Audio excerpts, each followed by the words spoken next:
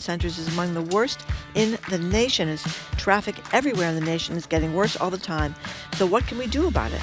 Maybe congestion pricing a la New York City? We'll open the lines and talk to you about all those hours you'll never get back sitting on 93 South or the Mass Pike, your hellish commute, our car-centric society, public transit and you, and bikes and you. I'm Andrea Cabral in for Jim Browdy. Then, while news outlets shutter all across the country, one new independent outlet is providing critical reporting at the crossroads of artificial intelligence, surveillance, and immigration. 404 Media co-founders Jason Koebler and Emanuel Maiberg are our guests this week for Press Play. It's all ahead on the 11 o'clock hour of BPR on GBH and NEPM, live from the BPL.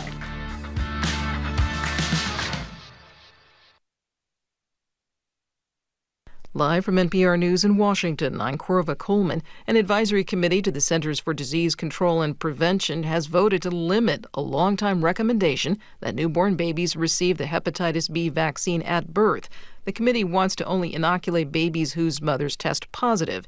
It says all other parents should member for just $5 a month, you're going to help ensure that you'll always have access to all that WCRB has to offer. And your listening experience will mean even more because you're part of a community that supports this rich and vital public service. Classical.org or 888-995-9272. Support for WCRB comes from you. And Boston Ballet, presenting Mikko Niesinen's The Nutcracker. The annual holiday tradition features beloved characters, demanding choreography, and extraordinary sets and costumes that mesmerize audiences of all ages.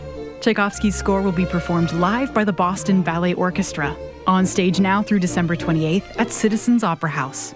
Official tickets at bostonballet.org. And Trinity Church Boston. The Trinity choirs, soloists, and orchestra perform Handel's Messiah, Part the First, and Bach's exuberant Magnificat.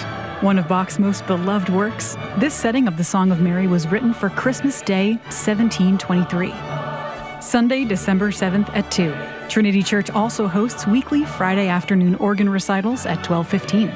Learn more at trinitychurchboston.org.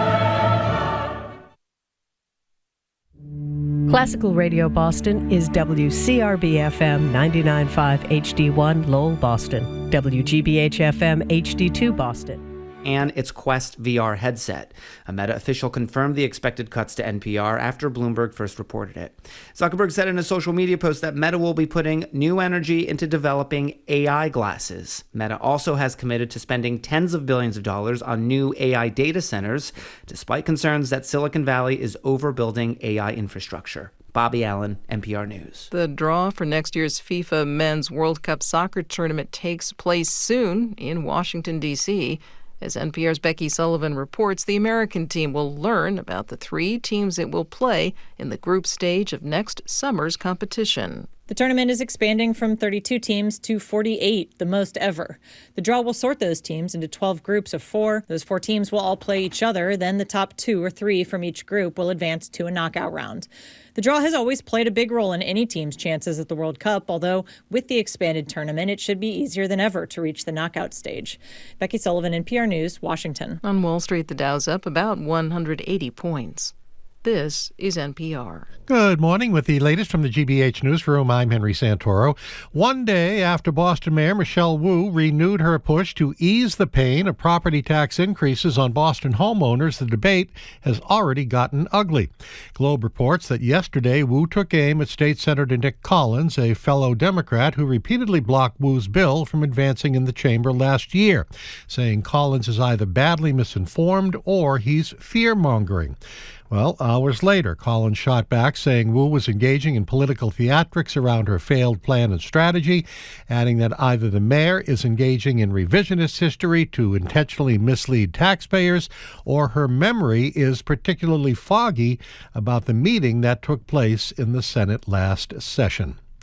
And as we heard from our colleagues in Washington, the 2026 FIFA World Cup draw happening at Kennedy Center in Washington, D.C. today. 48 teams will be divided into 12 groups of 4, which will decide who is competing against who in the first round of the Cup. The draw will be held around noon, about an hour from now, with sports stars like Tom Brady, Shaquille O'Neal, Wayne Gretzky, and Aaron Judge. Drawing some of the names, Boston will host 7 matches for the World Cup at Gillette Stadium next year in June and July, and world leaders and superstars have already started to arrive at the Kennedy Center. In sports, the Celtics host the Lakers at the Garden tonight. Mostly sunny, upper 20s today, cloudy into the teens overnight. Break out that extra quilt. 19 degrees in Boston. This is GBH News. Support for NPR comes from NPR stations. Other contributors include MS Now, home to The Rachel Maddow Show, Morning Joe, The Briefing with Jen Psaki, and more. MS Now is a source for news, opinion, and the world. Learn more at ms.now. This is NPR.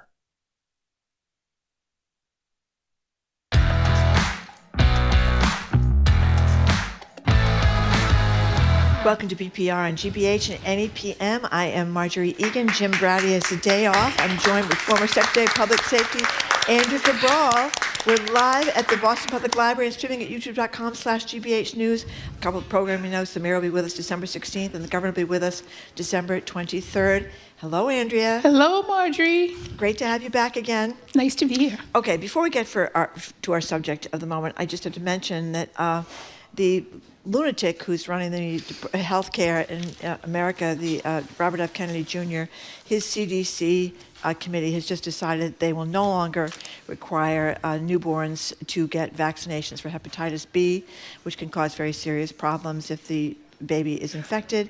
In Massachusetts, thank goodness, we're kind of ignoring everything he says, and we've talked a lot about this with people who are experts in the field, and it seems as though the best advice is to continue ignoring everything he says. What do you think of this? I think that much like all of their nonsense around Tylenol, the use of Tylenol by pregnant women, COVID vaccines, it is based on absolutely nothing scientific. It is not based on a data set or studies. It is based on nothing except the whims of this particular secretary and this particular administration. And I think it's not supposed to work that way, where states are supposed to have to ignore federal guidance in order to protect their citizens. Plus, people pay taxes. They pay taxes to have their safety protected and their health protected, and our tax dollars are going for absolute baseless nonsense like this. That's what I think. Okay, let's move on from Mr. Worm in his head. About sex acts he's a married guy that he has been sending to a journalist in their affair, which seems to not bother anybody either. But anyway, right now we're going to talk about traffic. If you're listening to us right now, there's a good chance you're stuck in traffic, or maybe you are the traffic. Either way, we are sympathetic to your plight. New data from the transportation analytics firm Inrix placed Boston as one of the 5 worst traffic cities in the whole country.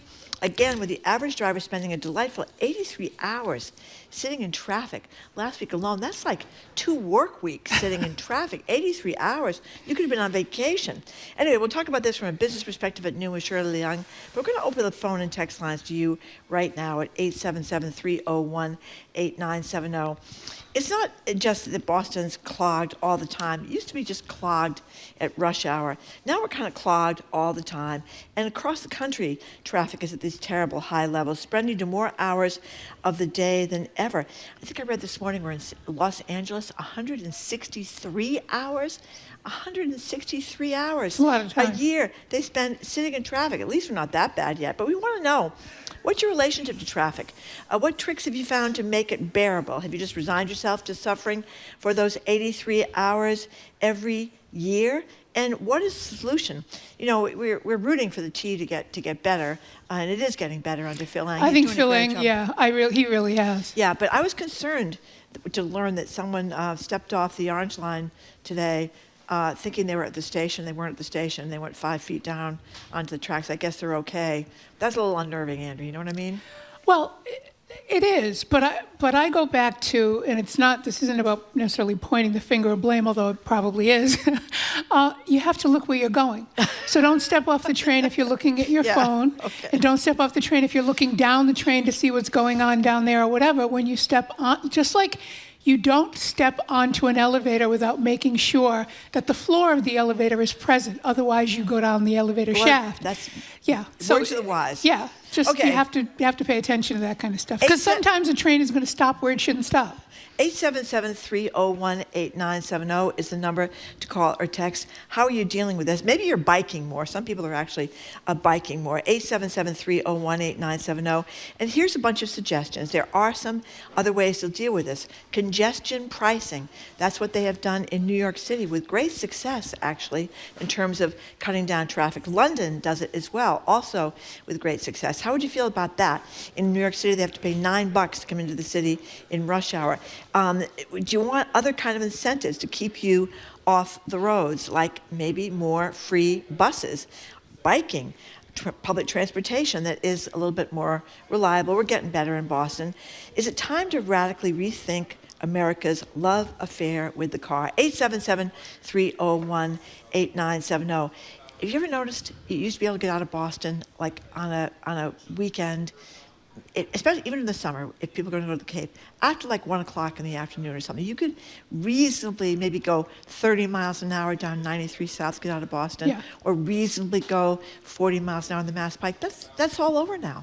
No. I mean, even leaving here, I leave here at 2 o'clock in the afternoon, and I don't get on 93, and that's only a few exits. I only have to get off it after a few exits. But I'm wondering if people, made the observation that I make when I'm sitting in traffic is that part of the reason why it's so heavily congested is because we are now a delivery society. So I see a lot more trucks, everything from 18-wheelers to Sprinter vans, Amazon Sprinter vans, other kinds of Sprinter vans. We're getting the packages that we have delivered, and there have to be vehicles that deliver those things. And there are just so many more of them on the road, and they can't all be in the slowest lane. And they're blocking traffic in narrow streets, too. I was delayed. I was late for work yesterday, Jamie. It wasn't my fault. It's because a truck was blocking the narrow road I drive. It's very noticeable on 93, how the proliferation of trucks. But that's because we want our stuff when we want it.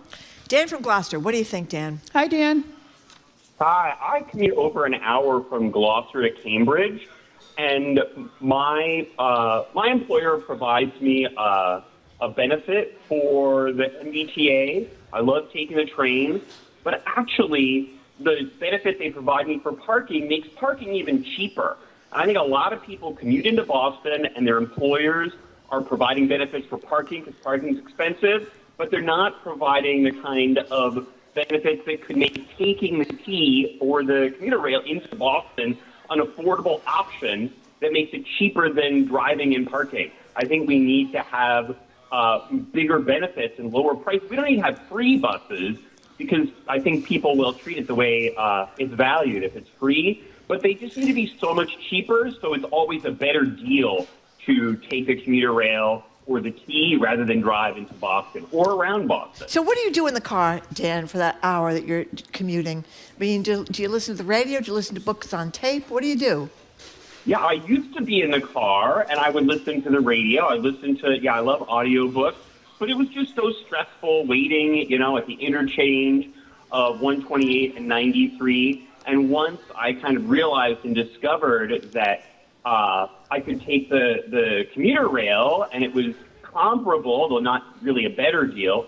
Now I'm on the commuter rail for an hour and 10 minutes from Gloucester to North Station, and it's a beautiful ride along the North Shore. I can get email. I can get work done. It's so much better. Right. So I hate to drive now, but I think for a lot of people, I have a colleague who lives in Salem.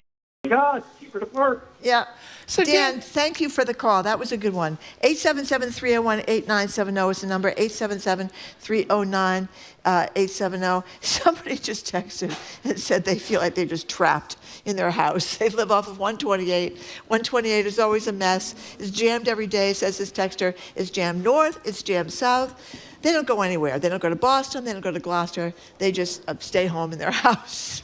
Well, actually, I think post-COVID, There is actually a lot of that, because a lot more people work from home and they're finding other reasons to stay at home because it is just easier.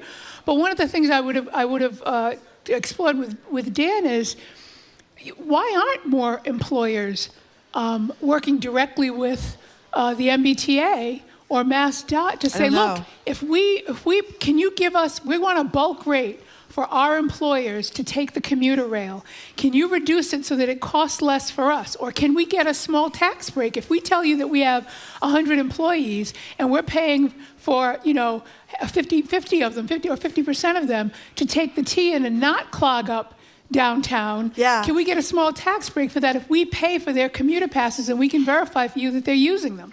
That's a good idea. Yeah, why with those kinds of collaborations to me would make a lot of sense. We'll have to ask Phil Eng, who of course is the Ted it's Lasso an idea. of the why they don't, because some companies subsidize your parking. They do. And they do. And that makes more people. And we're going to talk about what makes a good workplace. These are some of the things that could be factored in.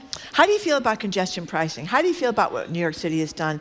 $9 an hour to come into the city between 5 and 9 a.m. in the morning. You have to pay that kind of toll deal. I mean, and where the revenue could go or what it could be used for. They pulled in a lot of money. One of these stories said they pulled in millions of dollars. New York is crushing it on this with the congestion pricing. Yeah. Susan from Merrimack. Hi, Susan. Hi, Susan. Good morning, ladies. How are you? Good. Fine, thank you. I'm calling just because I live on the North Shore, and my husband and I, although we're retired, we don't go into the city a lot, but we go in for performances and events. And oftentimes we'll find that the getting home is a problem. The trains are either too early or too late. Yeah. And I think a big part of the problem is that where I live on the North Shore, a lot of the distance is single track. So it's not going to be resolved anytime soon. Yeah, our cars. tracks are really old. They're really old. Yeah. And the ones on the Amtrak that go down pass through Rhode Island are going to be underwater pretty soon. Susan, that's a great point too. A lot of people complain the T doesn't run late enough either, but they do have late night service in some places. Here's Seth from Rhode Island.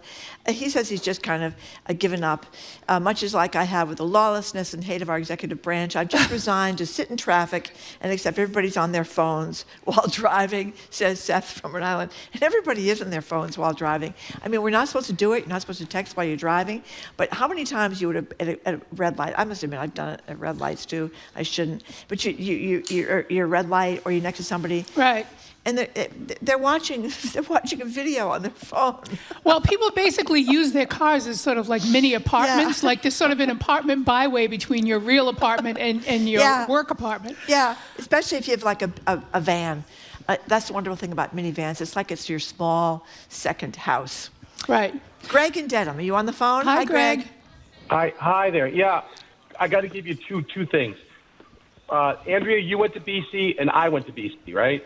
Oh, good. Yeah. Yeah, right. Did you ever remember the amount of sleeping policemen that are all riddled throughout Newton now? It wasn't there in the 80s. No, it's very true. Would you say sleeping? I take my wife takes the car from Dedham to Brighton. Okay, we have injured our car because of all these ridiculous sleeping policemen. And one more thing, I had to drive into Boston last night. Okay, the reason why we have traffic in the city is because half of the capacity is gone to these ridiculous bike lanes and stupid bus lanes that no one uses. And by the way, I used to take the train in from Dedham every day. The train doesn't work. You can get Ing on the phone anytime. And by the way, neither one of you take the T, but you advocate for it. So what are we doing? The T doesn't work. Well, hold on. Look at the parking lot. Look at the parking. You know, I do take the T sometimes, Greg, the Green Line, which it does work. I mean, it's better than it used to be. It's not great. It's not great, but it does work. Okay, but clearly you're very impassioned about the whole subject. You're talking about police details. He calls them sleeping policemen. Police details. I assume that he was talking about. Yeah, is that what you're talking about? But there's also so much construction that details are out there. So we've had the discussion about civilian flaggers versus police details, which also entail a cruiser. Civilian flagger is basically out there just, by themselves. But I assume that was what he was talking about. Yeah, but there are a lot of people on details are on their phone too. The cops are on their phone. This is one of the big achievements of the Deval Patrick administration, and I do take a little bit of credit for this because every time we had him on the radio, which is once a month, like we used to have the governor now, I would ask, because I was at the Herald then, and the Herald was obsessed with police details, so I was supposed to ask him about why you need to have 4 policemen at an intersection of Commonwealth Avenue and Newbury Street if you're down in the Back Bay here for one little manhole. It seems like 1 cop or 2 cops should be enough. Why do you even need them at all? Why you couldn't have flaggers? Now, you were in law enforcement, Andrea. Can you explain? Details are a very cherished part of being a law enforcement officer, are they not? Well, it's an opportunity to make extra money. Yeah. There is a public safety component to it. There are certain construction projects or other public works things where it is a very dangerous thing and you may actually want to have a police officer there. But there have been communities and cities and towns that have experienced success with civilian flaggers. What I take exception to is the all or nothing approach. You should be able to assess the potential public safety risk and make a decision about whether or not civilian flaggers are appropriate versus police. It's not this is, a union job thing. Our staff is saying sleepy policeman does not mean details, it means speed bumps. Oh, okay, well, I was wrong. I thought he meant details. Yeah, I was wrong too. Yeah, well, okay, what do you think about speed bumps? Well, listen, I lived in Jamaica Plain for a very long time. I'm still back and forth to Jamaica Plain.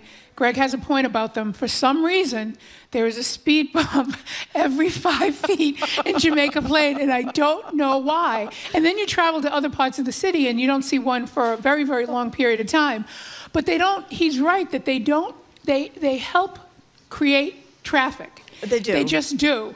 And especially if you've got buses or heavy vans or trucks, they're really slowing down to protect their suspension. If you don't notice a speed bump, you can really do a number on the undercarriage of your car as well. Jim in Gloucester, thank you for calling. What do you think, Jim? Hi, Jim. Hi. I feel two things I want to say quick. Yep. I do feel like the last caller that the T is a joke in general. The poor T. It's getting better, Jim. It's getting better. Even though that person did fall off the Orange Line train today. They only went down 5 feet. They seemed not to be badly hurt, but that was bad. You don't want that kind of publicity. It's better than when they had the train. I'll never get over this. The Red Line train, the driverless Red Line train. Remember that? The car was coming up from Quincy toward Boston, and the passengers noticed there's no one driving this train. Can you imagine being in that situation? Okay, I'll shut up. Go ahead, Jim. I'm over 60. Yep. I'm retired. Yep. Twice a week I go from Gloucester down to Taunton to see my girlfriend. Now, I can only do that. It usually takes an hour and a half if there's no traffic. 2 ways to go. All the way 120 right around. They hit 24 south down to your old Fall River area. Yep. Or you go through Boston. You can only do it from 10 a.m. to 1 p.m. After 1 p.m., you're talking 2.5, 3 hours. And that lasts till about 8 p.m., 7 p.m. And I left here for 20 years, came back, couldn't believe the traffic. It was like L.A., being back in L.A. Yeah. Okay. Well, second thing I'm going to say, I want to make overall, and I'll get off, is that I went to Europe. I went to Berlin in 2019, and I went to Rome. At first time, couldn't believe all I saw was tiny 3-4 cylinder cars. And that's what we should have. All these 8-cylinder trucks, all these big 8-cylinder vehicles, we should scale down as law that we should only start manufacturing 3- and 4-cylinder cars. And you need a permit to have anything bigger for a truck, because trucks need diesel, they need 8 cylinders. This is where we're going wrong. This is where corporations have taken over and done this for so long. People Jim, it's a great call, and I admire your true love driving down to Taunton to visit your girlfriend. Be willing to sit in that traffic the whole way. But you know what? But he's right about the size of the vehicles. Well, Americans love SUVs, don't we? We love these big, huge cars. I mean, you see those big cars. I see them across the street at the Lenox Hotel where people, they drive around those, what do you call those Cadillac Escalades? My God. Or those Suburbans, they could put like 10 people in them. I mean, But it's not not new. People used to drive Cadillacs that were a boat long in the 50s. Yeah. There was a period when we did scale down, but now we've gone bigger again. One of our other texters makes an excellent point in saying that they don't think congestion pricing is fair for commuters, but this person also makes the point that if we had more affordable housing, it would help the problem. Most people who have to commute can't afford to live 5 to 10 minutes from work. That's a very good point. If people had places to work that were closer to where they had to work, then they would be more inclined to make the commute. Now, in New York City, they have saved $500 million in 1 year on congestion pricing, which is really a big deal. What they do is they wanted to have $15 tolls. That became too unpalatable. People went nuts over that. So they lowered, the governor, Kathy Hochul, lowered it down to $9. But it's really and you know what else it's done? It's meant the buses have moved a lot faster. We have discussions a lot about the bus lane because the trickle-down effect. Every single element of it should be measured out. It's not just whether or not you decrease the number of cars, it's whether or not people who are taking public transportation get to work faster because there are fewer cars in the road and how that increases productivity. Now, Andrea, I know you're the former sheriff of Suffolk County, but have you ever driven in the bus lane? Oh, yeah. Oh, my God. The stretch on Boylston Street. That's great. The stretch on Boylston Street. Another lawbreaker. She's with me here. No. I mean, they actually ended up doing away with that bus lane from Boylston Street from Mass Ave to down at least as far as Berkeley, probably did to the Common. That's right. The bus lane's there, and taking out one lane of traffic, it was absolutely unavoidable. You had to travel in the bus lane, and they actually recognized that and then realized and took the bike lane down. Okay. I want to have somebody on my side here because I've taken the bus lane down Huntington Avenue, the same thing. There's no bus in sight, and the traffic is all backed up. We have to take a break, but I'm so glad, Andrea, that you were with me on this as a former sheriff of Suffolk County and secretary of public in that capacity. And secretary of public safety. I didn't do it in my official capacity. All right, let's go. We have to take a break. More of your calls and texts are going to come up next. I'm Andrea Cabral. I'm in for Jim Browdy. She's Marjorie Egan. You're listening to BPR on GPH and NEPM. We're live from the Boston Public Library. We're also streaming at youtube.com/GBH News.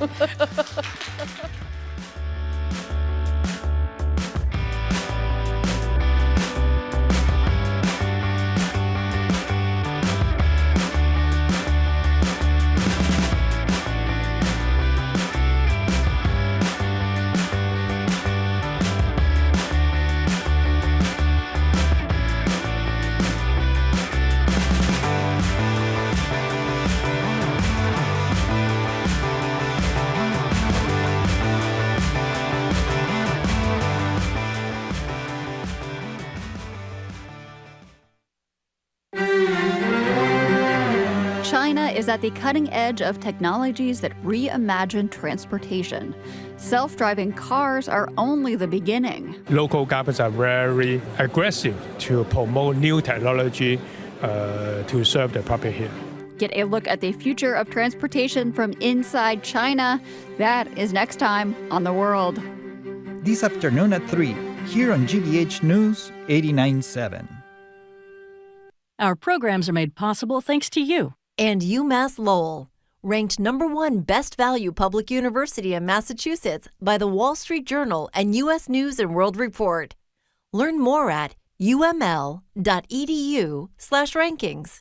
And Cleary Insurance. For over 35 years, Cleary Insurance has been serving businesses and individuals in Greater Boston, offering advice and coverage from carriers like Arbella to help people lead safe and secure lives. More at clearyinsurance.com.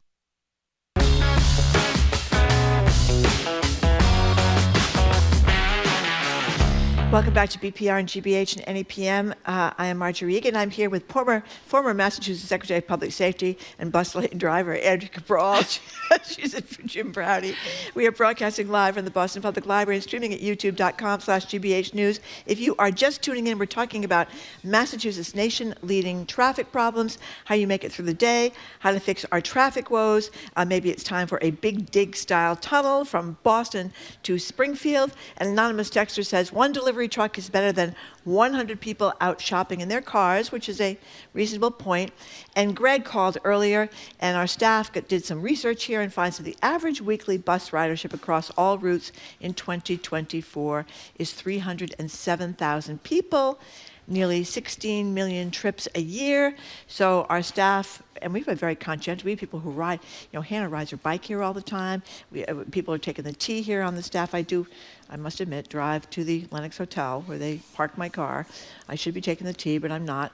Anyway, 16 million trips a year. So people are taking a bus, even if he is not taking the bus. And bus routes have gone faster with this congestion pricing. And apparently, we have, according to this story, I think it was in the Globe, we have slightly less congestion and traffic in Boston because of bicycles. Well, I will say this. I mean, the folks that are calling and texting are making some excellent points. And it's like everything else. It depends on your perspective. It depends on what you face first thing in the morning every single day, or what you have to ride through in order to get home at night. And whether or not you take public transportation as to whether or not you find it unreliable or unsafe, or you think that it's actually improving.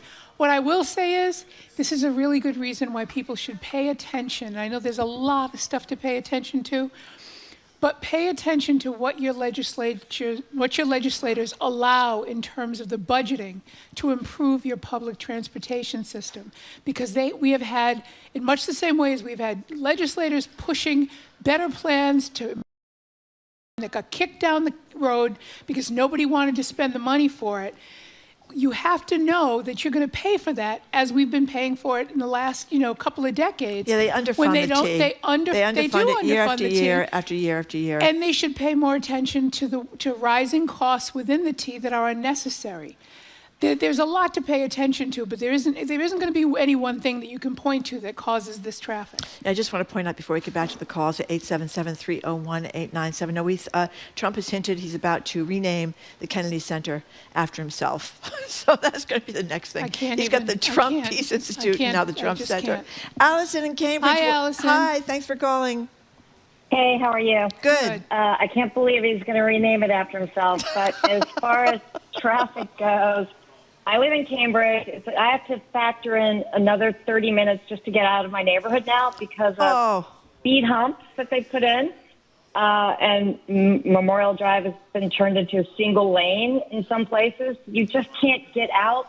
You know what I mean? Right. And then on Fridays, for example, I won't go south on 93 or 95 after 1 p.m. if I don't have to because it's impossible, So, yeah, the traffic is daunting here. You think about it, you plan things around it, basically. Cambridge is particularly challenging. I don't really know why that is, but Cambridge really is a standout in the traffic arena. Yeah, why is it so bad over there? Do you think there's too many speed bumps, too many bike lanes? What's going on? Well, they keep putting in more speed bumps and more bike lanes. So there's also no parking for local businesses. Right. There might be 6 spots for 5 businesses, which is insane. Well, the streets aren't built for it. As Zoe's, one of our producers is pointing out, the streets were never built. They're basically glorified cow paths and have been for many, many years. Exactly. Yeah. You know something, Allison, and I don't know what you think about this, but we talked to people last week, I think it was, they had this book called Life After Cars, Freeing Ourselves from the Tyranny of the Automobile. And they talked about how we have gotten into a mindset where the car, despite what Tom Menino used to say, the car is no longer king in Boston. The car is still king, and we kind of really resent any kind of change to that or slowing down of that. And they pointed out that cities used to be built around pedestrians and people walking, and now they're all built around roads. I don't know how we go backwards about that, Andrea, but Allison, thank you for the call, but we do make the car king. We only have time for a little bit more here. Let's go to John in Jamaica Plain. That's another place full of speed bumps in my experience. I'm telling you, there's one it seems like it's every 5 feet. I know it's slightly more than that, but it's awful. What's with the speed bumps over there, John? I have no idea, but they are a pain in the neck. And, it's also people who live near the speed bumps. You slow down, you go over the speed bump, and you gun your engine. So it's like a noise thing, too. That's right. It's not good. That's right. Speed bump rage, we call it. Yeah. So what's up? Smart intersections. Remember, in the 70s, they came up with this these sensor strips that would, so the traffic light would sense that there's a car waiting, and then the light would turn. Oh. That's technology that's 50 years old now. And, so I'm thinking of like an air traffic control system where there's like the lights kind of there's like sensors that can tell where the cars are. So that lights turn green when there's a pileup, when there's a ton of traffic coming in from one intersection, that light stays green a little longer until there's a buildup of cars on the other one. You know what I'm saying? Yes. Really good point. That is a really good point. Yeah, that's a really good point. Technology is possible, and there's techies that would absolutely take this on. John, and with AI, why wouldn't you be able to do it really easily? I'm only interrupting you because we're out of time here, and I have a very important question for Sheriff Cabral, who has just admitted that she drove in the bus lane. I think we should continue to drive to the bus lane. Now, when you're sitting at the light, sitting at the light, and you're at the red light, and nobody's coming in either direction. Have you ever gone through the red light, No, I don't Sheriff? do that. Okay. I don't do that. Because Sure? that's exactly when you're going to get into an accident, is when you think nobody's coming and then somebody comes. And one of your neighbors just called and said they saw you go through a red light in Jamaica Plain. Gratefully. This is all the time we have, and I appreciate your calls and texts. Marjorie doesn't. She just wants to make people think I'm a scofflaw. Coming up after the quick break, it's our media analysis segment called Press Play with the co-founders of 404 Media. I'm Andrea Cabral in for Jim Browdy, possibly for one of the last times on the face of the earth. She's Marjorie Egan. You're listening to BPR and GBH and NEPM. We're live from the BPL and streaming at youtube.com/GBH News. Somebody take her coffee away.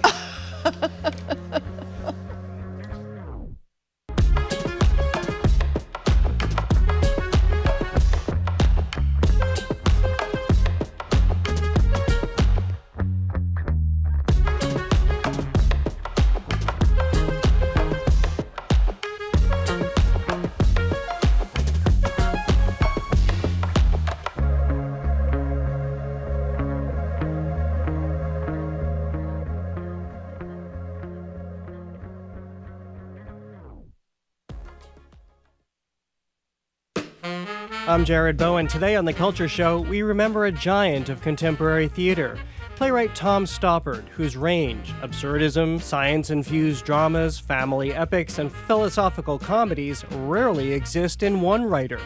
Plus, the new J.P. Morgan headquarters. Is the super tall skyscraper a masterpiece or a monstrosity bullying the New York skyline? We take on that and more on our Week in Review today at 2 on 89.7 GBH. Support for GBH comes from you. And Burton's Grill and Bar, offering catering for holiday events, from office parties to family dinners, with gluten-free and food allergy-friendly options. Available for takeout and delivery. Menu at burtonsgrill.com. And North Shore Music Theater, presenting the 36th anniversary production of their musical version of A Christmas Carol, on stage at Bill Haney's North Shore Music Theater, December 4th through 21st. nsmt.org.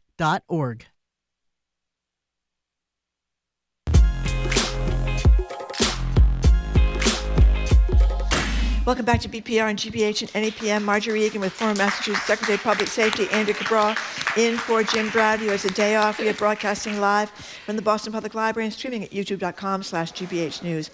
It is now time for our Friday media analysis segment, Press Play.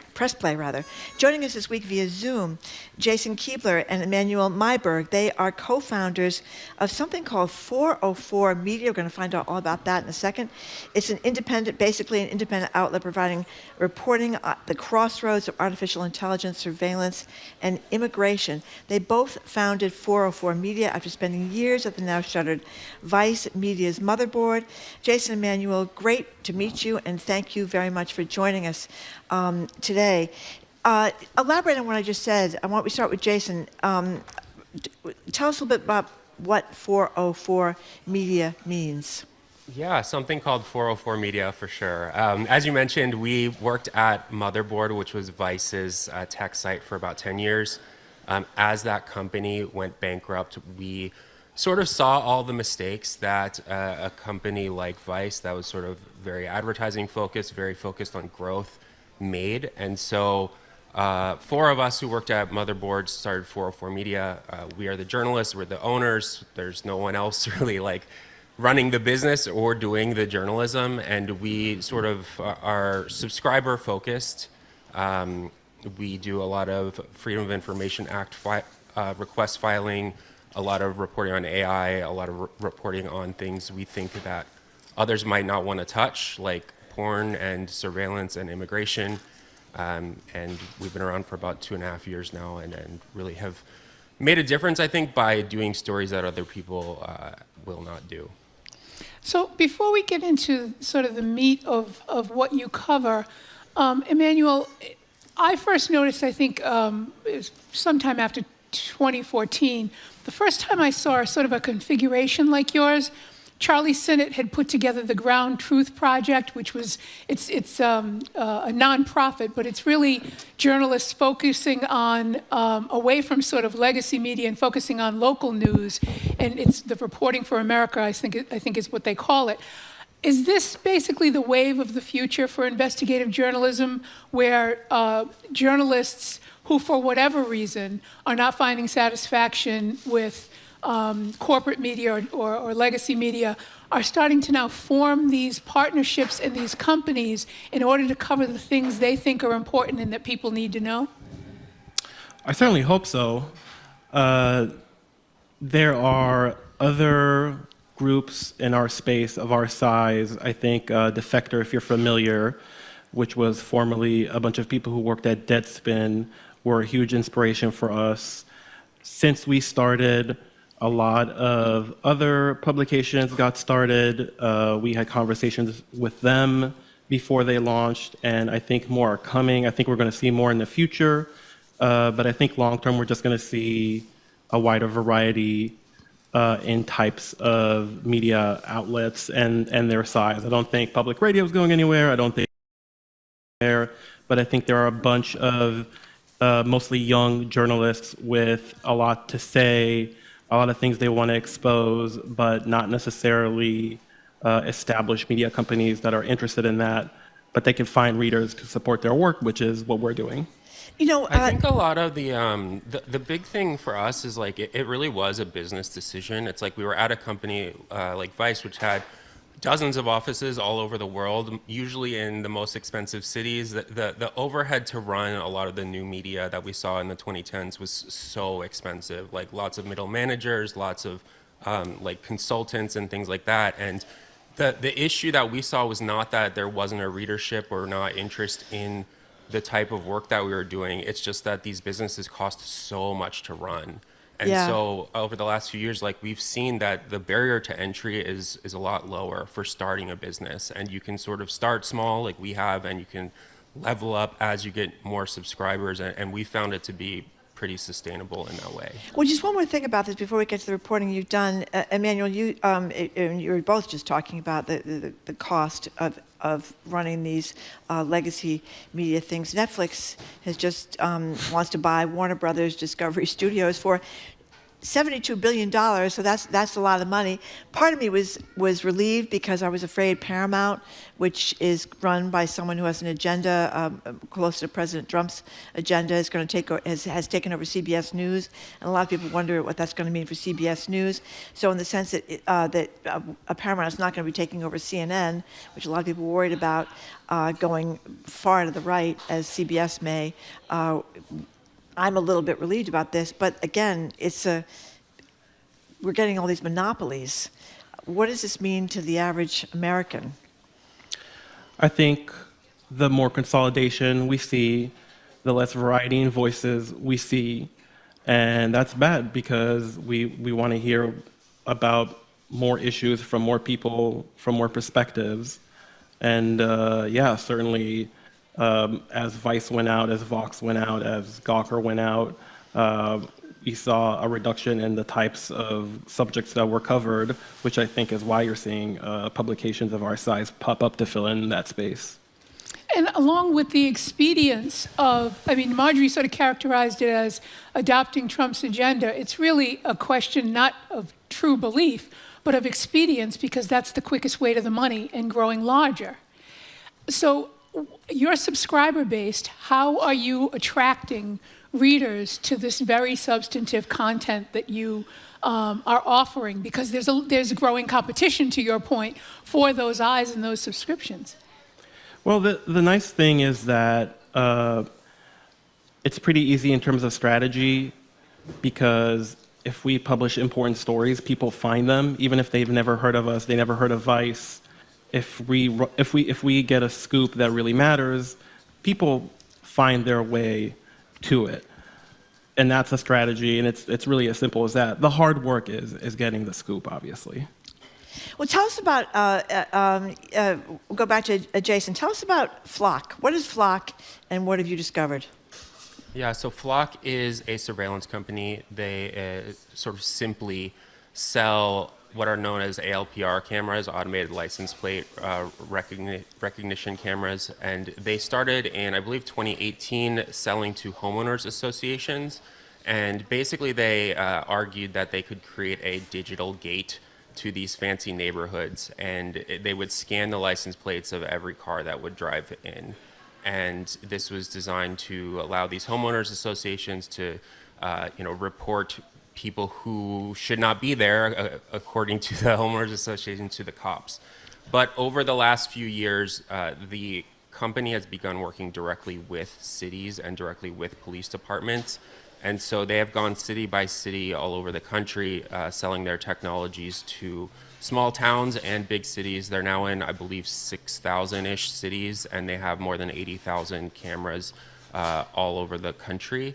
And the important thing that Flock does is they've created this big network. So if one town, say like Dallas, Texas, has Flock cameras and the police there want to search for a specific license plate, they can search not just in Dallas, but all over the country. They can search Flock's entire network. And so these cameras are taking pictures of cars as they drive by. They're creating a data set of this, and they're essentially able to track people's movement over time using this network.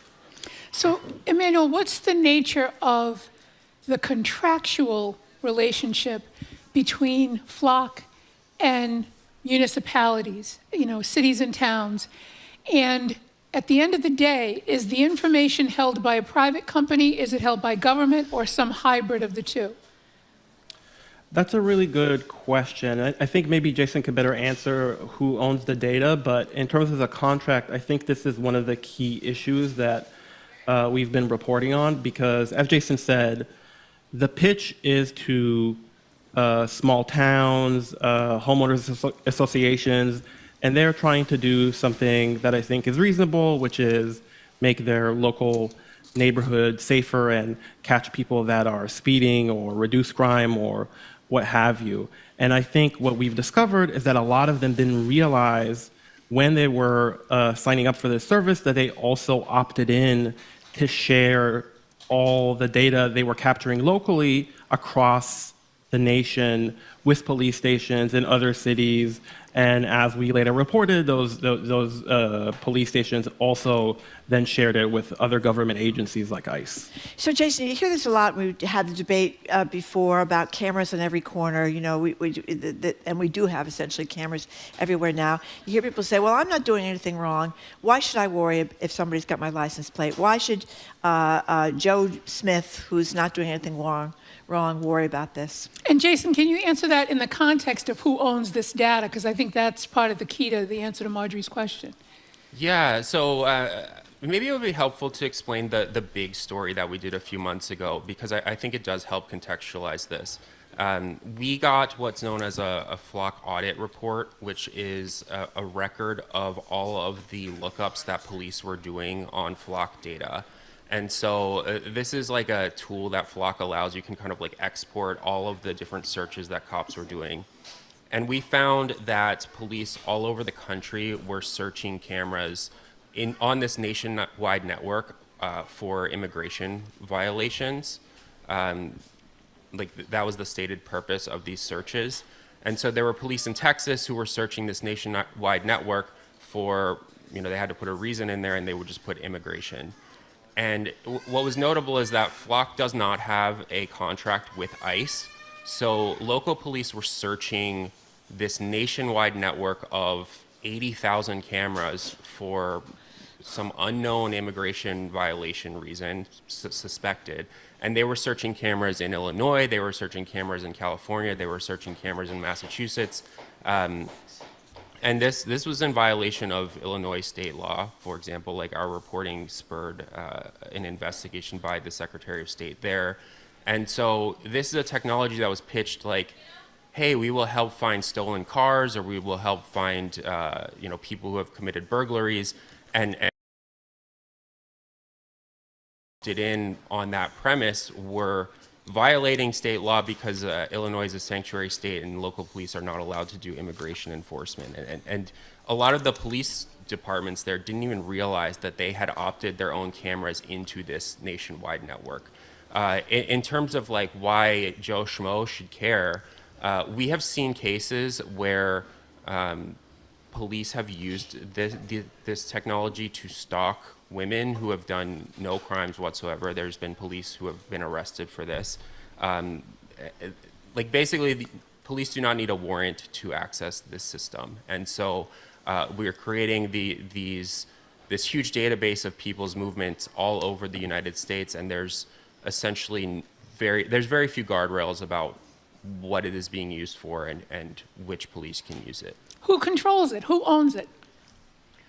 Well, Flock says that the local police own it, but the way that it works is that if you want to search the nationwide network of Flock cameras, you need to provide your camera data to that nationwide network or to that state network. And so for it to be useful, or cops would argue for it to be useful, they need access to not just the cameras in their local town, but let's say a car was stolen in Boston and someone drove off to Cambridge or drove to Connecticut, they would want the Flock data from those Connecticut cameras as well. And in order to do that, they would need to give the data from their local cameras too. And so Flock says that the local police own it, and that's sort of what the contracts say.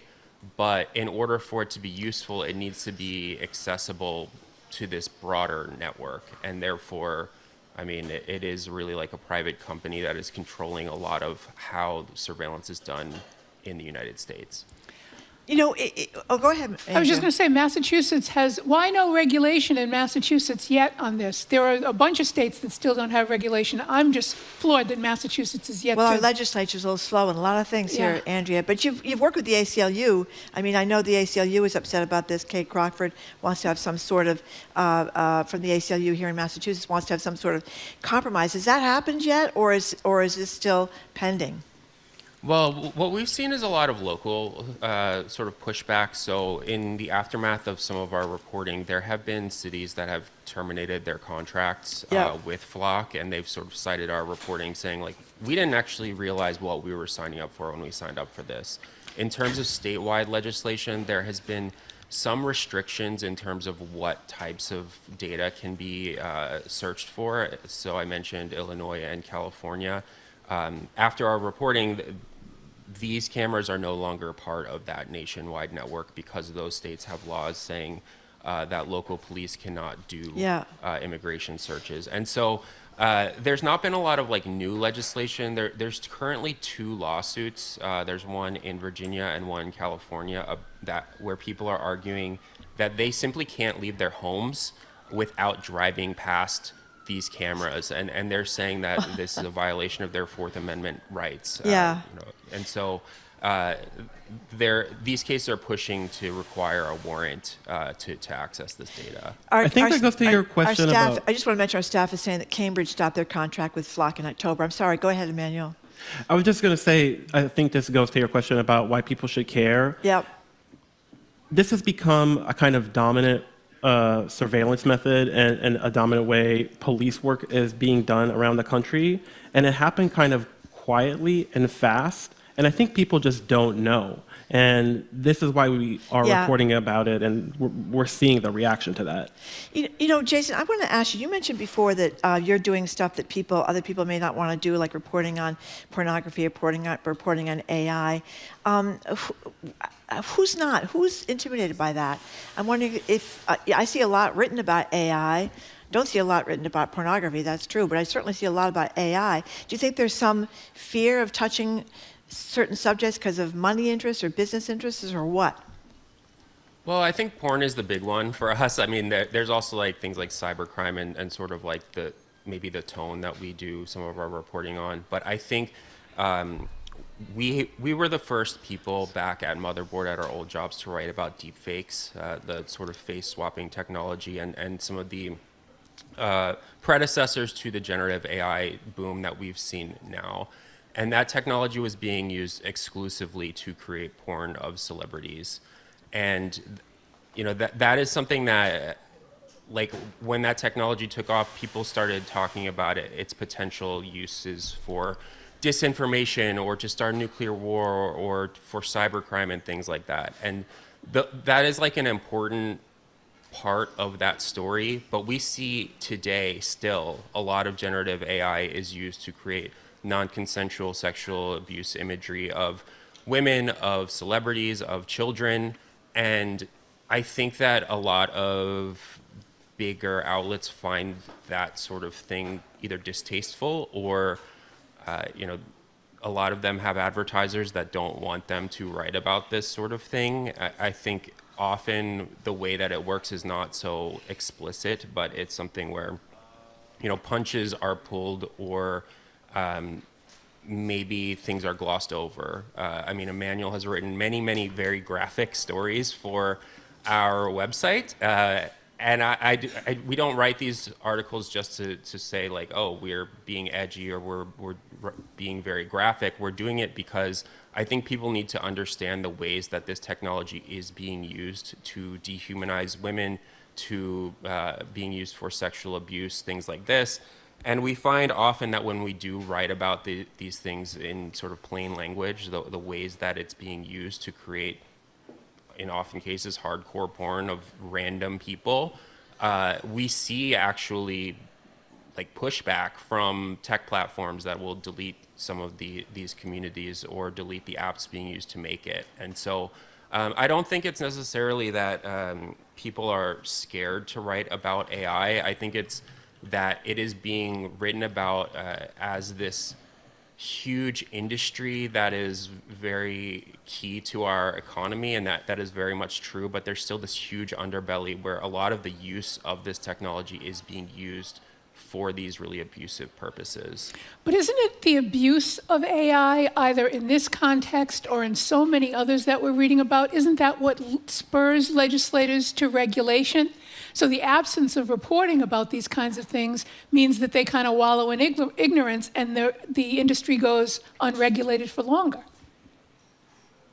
I mean, that is absolutely the case. And we've seen time and time again where we write about something that, as Jason said, other publications avoid, that it immediately results in legislation or senators writing to the CEOs of these giant tech companies that are enabling this abuse. I think that's a big motivation for why we cover this stuff. Well, good for you, because I'm embarrassed to say I knew almost nothing about Flock until I read the stories today. I'm in the news business, this is what I do, and I was very ignorant about this. So congratulations to you guys. I hope you can make a go of this whole thing and pay the rent while you're doing it. The Flock reporting was absolutely outstanding, and it was hugely, hugely educational, so we appreciate it. No, thank you so much. Thank you so much for having us on. Yeah, thank you very much Pleasure for being to meet here. We've been speaking with Jason Koebler and Emanuel Maiberg. They're the co-founders of 404 Media. Thanks, guys. We're going to say goodbye to you listening on NEPM right now, but please make sure to tune in to the fabulous 413. They start at 3 o'clock this afternoon. Andrea, I just want to give their website so these guys can get some publicity. Yeah, 404media.co. 404media.co. That is their website if you want to see what these guys are doing out there. And if you see good reporting, share it on social media so other people can have access to it. That's right. The show continues here on Boston, coming up after the noon news on 89.7. GBH, Boston Globe business columnist Shirley Leung is here. I'm Andrea Cabral. I'm in for Jim Browdy. She's Marjorie Egan. You're listening to BPR on GBH and NEPM, live from the BPL and streaming at youtube.com/GBH News.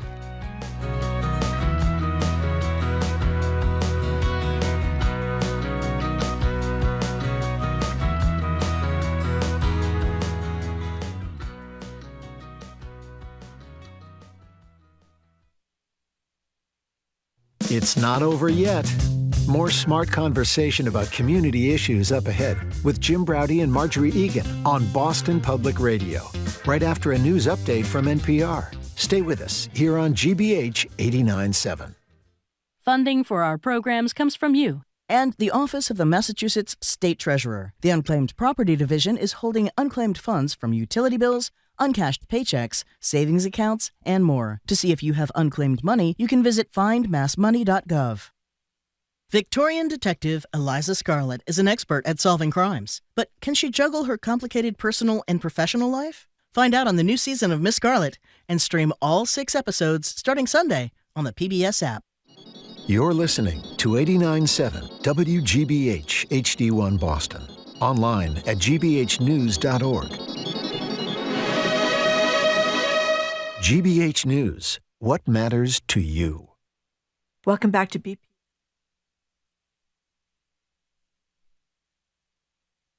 I'm Marjorie Egan, ahead in hour number 2 of BPR, live from the Boston Public Library.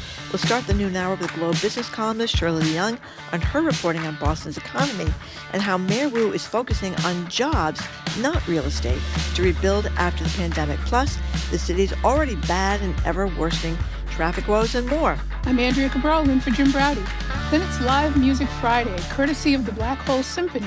We'll speak with founder David Ibbett and Shep Dolman, an astrophysicist who sees the unseeable and actually researches black holes. Plus, a Curiosity Desk check-in with Edgar B. Herwick III. Next, on the second hour of BPR on 89.7 GBH, we're live from the BPL.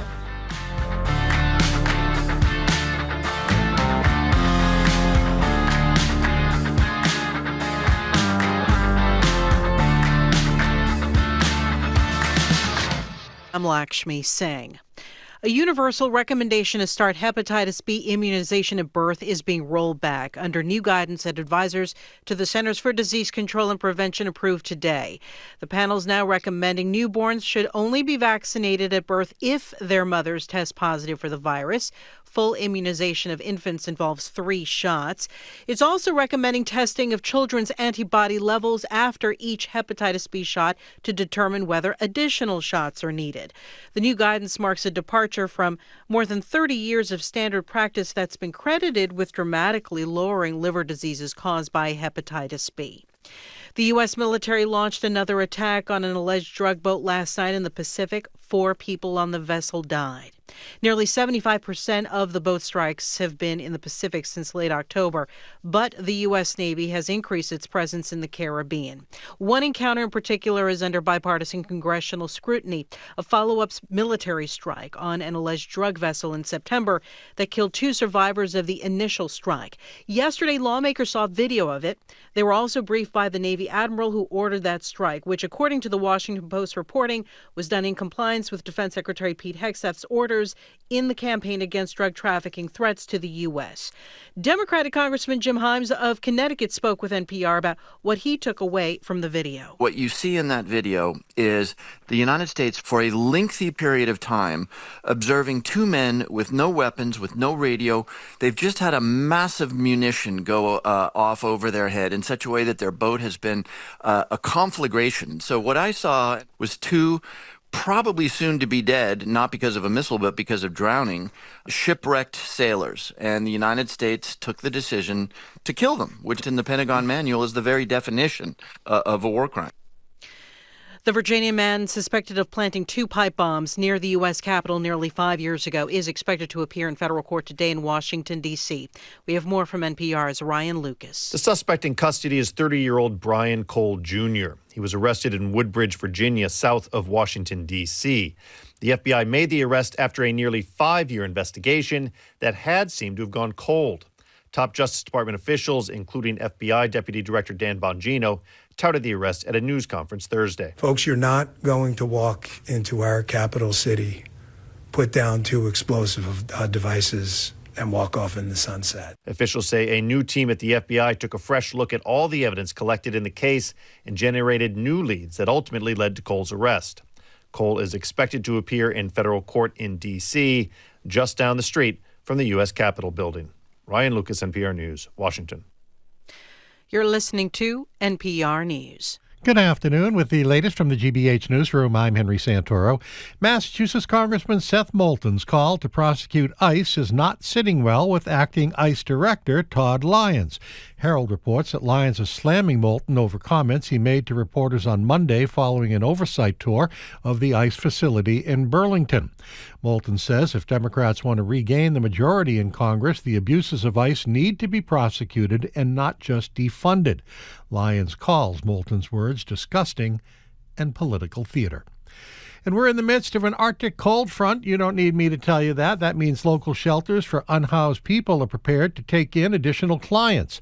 Laura Russo is the director of shelter services with St. Joseph's in Hyannis. Her organization has a winter overflow shelter with beds available on a first-come, first-served basis whenever the temperature or wind chill is 30 degrees or below.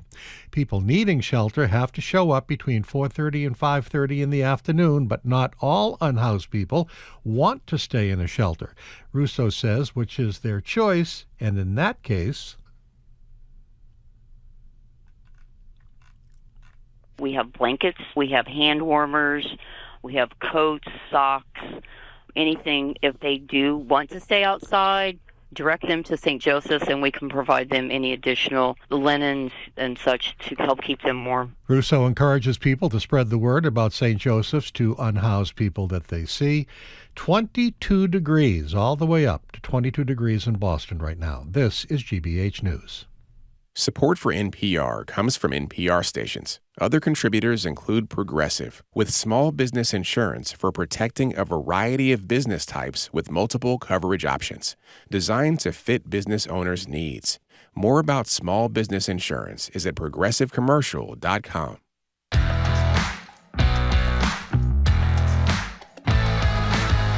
Welcome to hour number 2 of Boston Public Radio. Marjorie Egan, that's me. I'm here with Secretary of Public Safety. That's the first time in mental illness, you know, if you start calling yourself in the third person. The president does that a lot.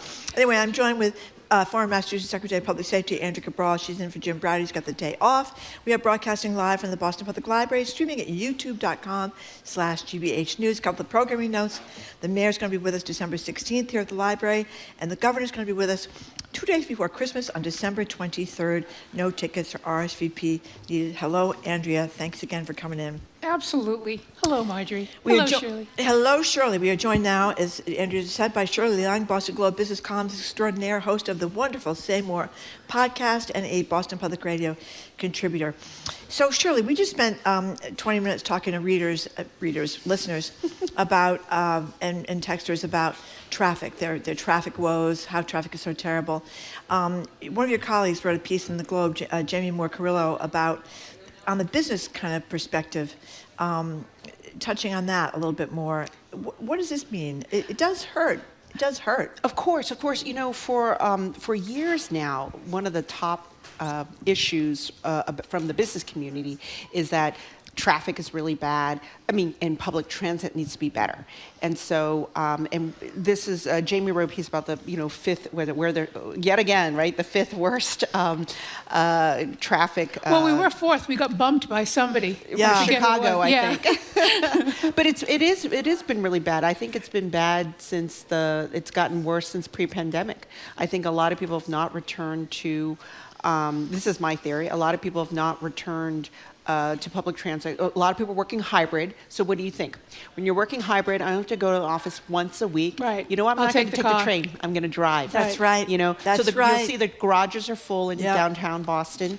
I was just stuck in traffic yesterday coming, because sometimes I do that, because in this new hybrid schedule, I'll work from home in the morning. I will write my column, and then I'll drive in and park for a couple hours and go back.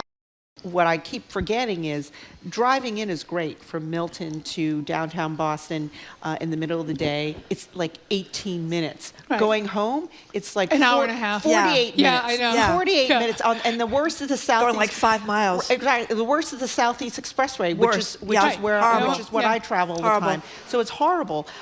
So anyways, but yeah, it's a real. It takes a toll on businesses. I mean, think about all the commercial trucks stuck in traffic. traffic, right?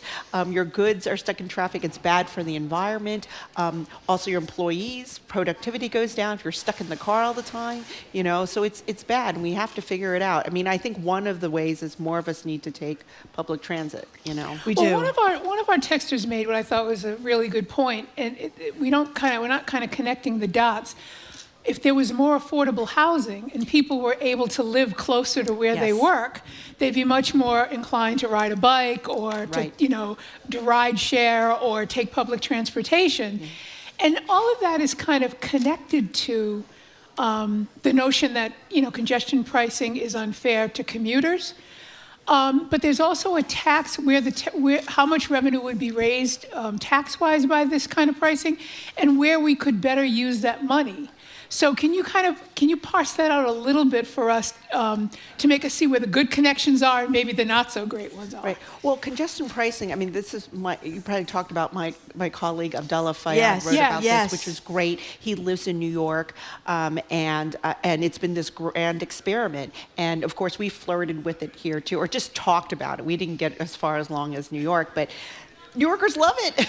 Yes, and raised a lot of money. It's raised a lot of money. The money goes towards public transit. And so the idea is that you tax the drivers, you take that money to improve public transit, and then that will be good for the people who can't afford the higher tolls, right? They have the option of going and doing public transit. I mean, I think Mayor Wu's been on this show, and you've asked her a number of times about congestion pricing. And basically she's said, I believe, that public transit has to improve. Right. I think that, and Charlie Baker didn't like it either because he said that it was going to shaft people who had to come in during rush hour were maybe making less money. He also doesn't like more taxes. No.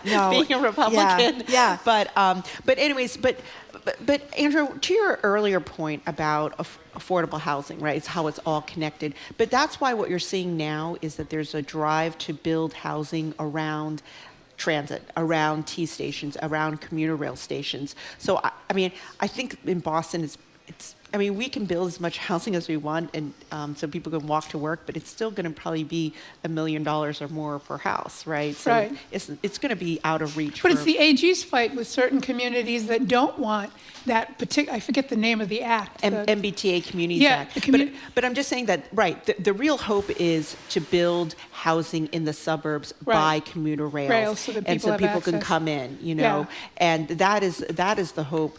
It's a longer. It's not the same as walking to work, but you can see the people who take commuter rail, they typically love it. They drive to the commuter rail station, they park the car. They can take 45 minutes on a commuter rail and they can work. And so people love it, and it's usually on time, and so Andrea may not know that Shirley's two sons are on the no to the extra housing in Milton, where she lives. She's raising these little NIMBYism boys there, and they voted against it, but they couldn't vote because they're too young. Vote. What are they, 11 and 13? Yeah, they march around with signs and say they're 12 and 14. 12 and 14. Okay. Well, Andrea also lives in You live in Milton too. That's and remember all the signs, right? Yes. Vote yes, vote no. Yes. And so for the kids, they would walk past these signs, and they kept on asking their parents, and they talk about in school, like, what's up with this vote, And was it 2023 was the vote? I forgot. Or 2024? I think it's 20. Wasn't it 2024? I can't. It's all blurry. I thought it was 2024. Maybe it's 2024. Yeah. Anyway, so I asked them at dinner time, how would you vote? And they said, we would definitely vote no. And one son, the younger son, this is a fun story. The younger son said, I would vote no because I want to keep Milton rich. There he is. He's a little capitalist. Yikes. Yeah. And then it's the second one that's the yikes. My older son says, I would vote no because I want to keep our housing prices high because that's my inheritance, the house. There you go. And so there you go. They're going to take care of her at her old age. So she's no granny flat for you. They're going to rise up and take care of you, Shirley. I love These it. are the kids I'm raising. That is horrifying. That's great. It's kind of horrifying that they know that already. Like, where do you get this information? Like, how do you draw these conclusions? My response would have been, okay, I'm leaving you nothing. I am disowning you right now. Okay. Wait till you need to have a place to live close to public transportation. I think it's good to have wealthy children. As I get older, I wish they'd make more and more money so they could take care of me. You know what I mean? I don't want to be in the granny flat. But Marjorie, you're teeny tiny granny flat. But you're probably you probably hear this a lot where. There's a generation of us who bought at the right time. That's right. So we can afford to live here. That's right. But then our children screwed. It is true. Right, Yep. and they cannot live here. I hear this a lot, and I think about what's going to happen. I think my kids, if they wanted to live in Massachusetts, I don't think they could afford it. You don't want them to move to Alabama. Right, and so but do you know what our future is, or my future? Mississippi? No, I'm going to have to build a granny flat. Granny flat. In the backyard. In the backyard. That's right. And then, one of my sons will move into the house, and I'm going to move into the granny flat in the backyard. For as long as they let you live there. Exactly. That's what you should be worried about. So that's my future. So the Globe did a great thing about Massachusetts best workplaces, listed a bunch of different places. But I thought what was interesting is that they talked a lot about ethical leadership that mattered a lot. But some of these and that matter more, the leadership matter more. But the pay and benefits are toward the bottom, which surprised me. The benefits surprised me too. Things like free on-site daycare, fertility benefits, breast milk shipping. I don't even know what that is. Right, refrigerator. Yeah. And then there was the $75 social budget. That's right. A month to go out with your to buddies. get them to socialize with one another because they're losing all of it. Right, because they're remote work. Right. And so I was like, that's a really good idea. $75 a month per employee, and you take your colleague out to lunch or drinks and just to get to know them. Now, I was trying to figure out the free daycare. I was like, which company? I actually never figured out which company. I couldn't find it either. I was gonna ask. That's a lot. But it is. So this survey, I actually started it when I was the business editor many years ago, and Brilliant now idea. it's in its 18th year. And my colleague Katie Johnson's been doing it. I didn't realize she was doing it. She oversees top places to work. She's been doing it since 2013, and this year it was really interesting. I think there are 4 number ones, based on the size of the companies, and all of them have something to do with real estate. Number 1 was a mortgage company, and the other 3 were real estate companies. So, and usually it's almost the same companies that show up every year. But this year was different. Yeah. It felt different this year, so it was exciting. And do you see that as part of companies post-pandemic trying to attract workers, or do you see, it's almost a chicken and the egg thing, or do you see it as, ironically, the generation that comes after the greed is good generation saying, I want my work to be meaningful and money means less to me than that? Well, that's what Katie was saying, in this about this list, is that you would think that people care most about money, but they don't. But they don't. Yeah. They care about benefits, but the leadership, like what you talked about. It's a big deal. Yeah. And benefits that contribute to a better work-life balance. Right, exactly. It's purposeful, and it's about making the place truly a top place, a good place to work. That's what they care more about. Because typically we do think about it's all about money. Right. But it's not. Right. So tell us about, you wrote this piece about, very interesting piece about Mayor Wu focusing less on real estate in Boston and so more glad you wrote on this. Creating jobs. What'd you say? So, for 4 years now, 4 years during her first term, we in the media have been writing about, including myself, I've written quite a few columns about this, how she hasn't had a good relationship with the business community. But really what we should be saying is that she hasn't had a good relationship with the real estate community, the developers, right? what she actually has a very good relationship with what we call the employer community. Companies in need, desperate for jobs, desperate for workers. They have jobs, they don't have workers that are prepared for jobs. And so her focus has been workforce development. So that community loves her. Think about it's the hospitals that are still doing a lot of hiring. The life sciences, when they were hiring, they needed trained workers to work in the labs. Not just the PhDs. From MIT and Harvard. And so I just wrote a story about how if you think about her first term, she was really focused on people, preparing people, training residents, finding them good paying jobs. And that's what she's really worked on. Her administration's been very good at getting grants. Yeah. Almost like $100 million. Big time of grants. Yeah, $100 million from both the public sector and the private sector. She's done a lot of training. This EMK Academy is basically a vocational school. I'd never heard of it until you wrote about it. Yeah, it's been around for a bit. And I didn't know about it. And it doubled. It usually trains about 400 students for healthcare careers, like lab technicians, imaging, nursing. With good salaries. Right. And now with this grant from Bloomberg, it can prepare 800 students, the whole school. So graduates, I think, 200 students every year. So doubles in size.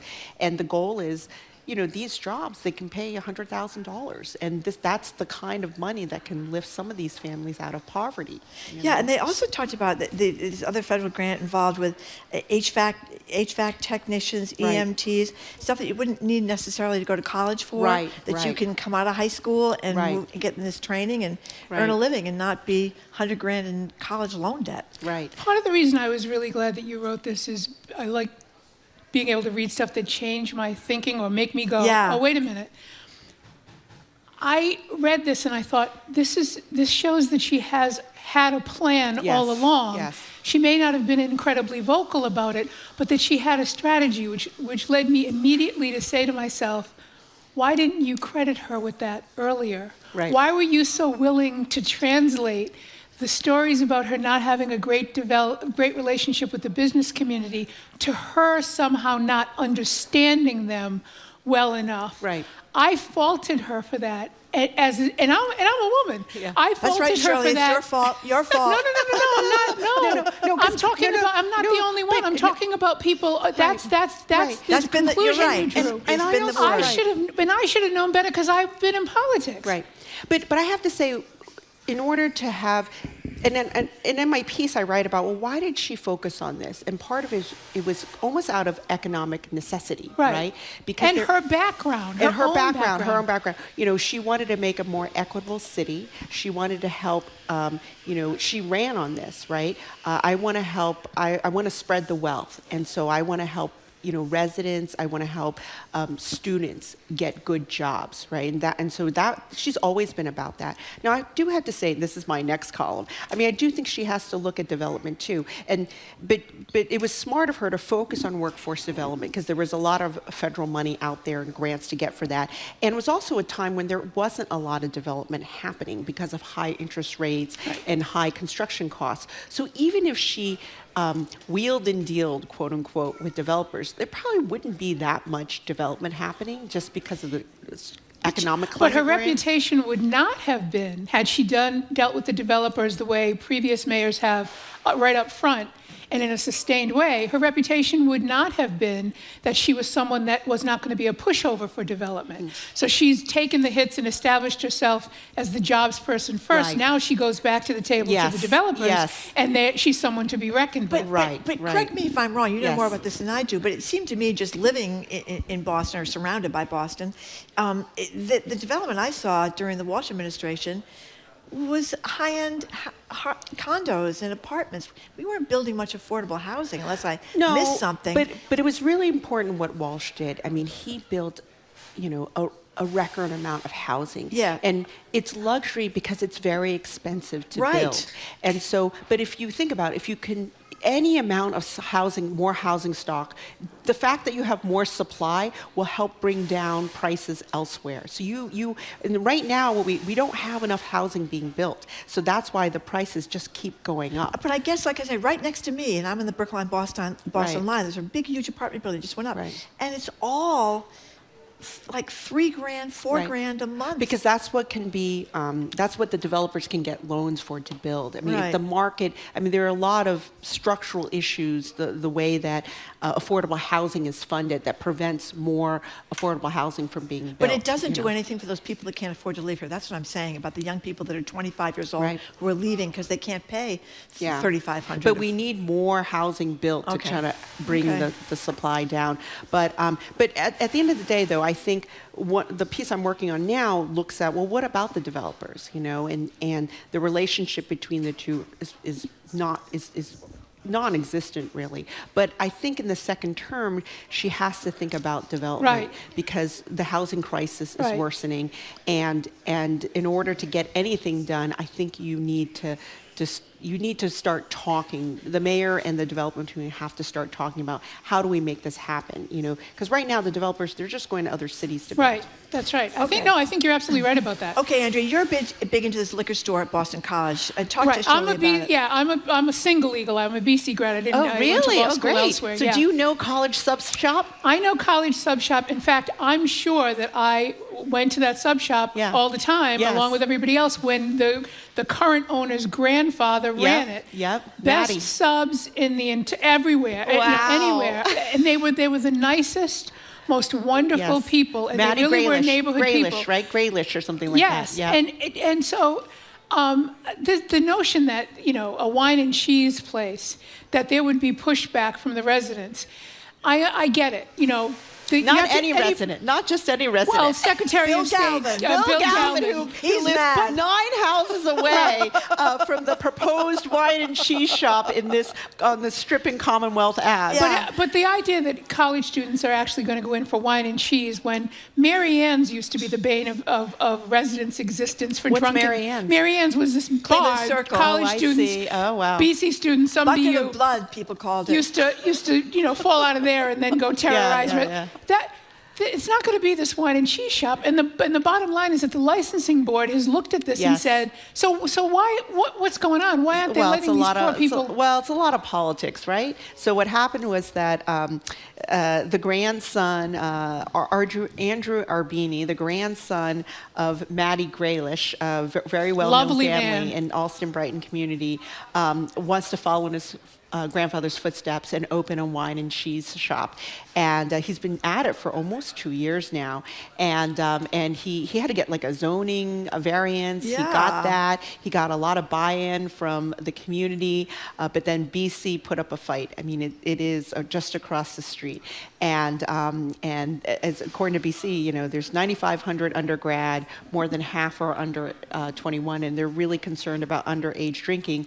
And so you have BC For the against first it. time in its century-old history, At the time Boston College is when concerned you about can underage get drinking. it delivered, if Right. you get the 21-year-old down the hall to order it for you. So here it said, who do they have testify against? The licensing hearing. They had a BC official. They had Paul. Is it Paul or Bill Evans? Bill Evans. Bill Evans is the brother, right? Yeah, Paul yeah, Evans is the commissioner. Yeah, Bill Evans has done security now at Boston College. Right, He's so done he's security. testifying. He's testified against it. He called it an unnecessary evil. Yeah, and then well, he was anti-pot, too. And then Bill Galvin, who lives 9 houses away from the proposed shop, also testified against it. And Bill, Secretary Galvin, called me up. He actually he was pretty hopped up. And the quote from so two things that didn't make. One thing that didn't make in the story is like, oh, his grandfather wanted a liquor license 40 years ago, and I stopped that too,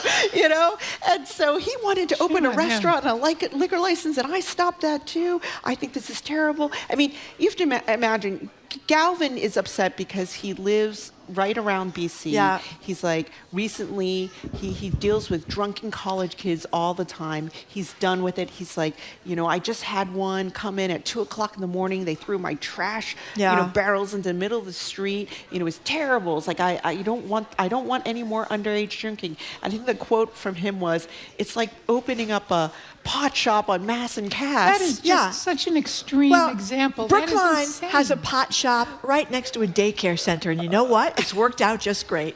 None of the toddlers are coming in to get me edibles. So anyway, Boston Licensing Board, took all the evidence, knew the opposition, the kind of political opposition, but they said, listen, according to the law, they meet the need of they fulfill the law of a public need for a liquor license in this area, and we think it's okay. Okay, now, Shirley, we got to go because we're out of time. All right, I'm can sorry. I say one thing? Real quick. All right, then Galvin files an appeal. So there was an appeal to the state ABCC, and that's where it is now. Okay, to be continued.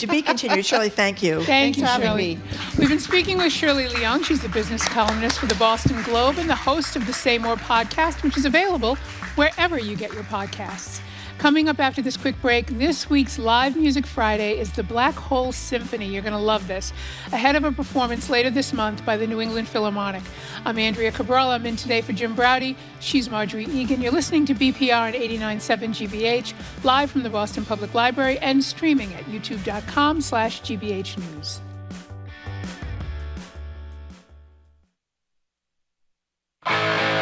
Do you feel like you are always sitting in traffic? Do you remember when traffic started at 5?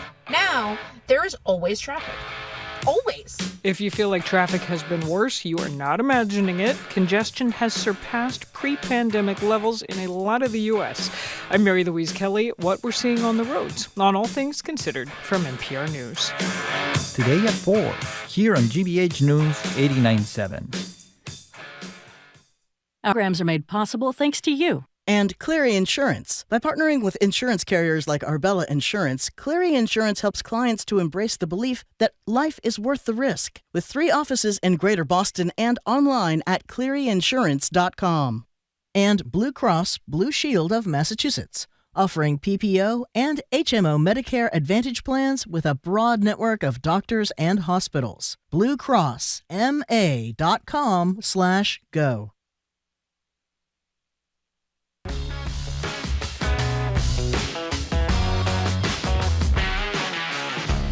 Welcome back to Boston Public Radio. Marjorie Egan, Andrew Cabral in for Jim Browdy. We are broadcasting live from the Boston Public Library and streaming at youtube.com/GBH News. Wait till you hear this. You're going to hear some unbelievably gorgeous music right now for our Friday edition of this Friday's Live Music Friday.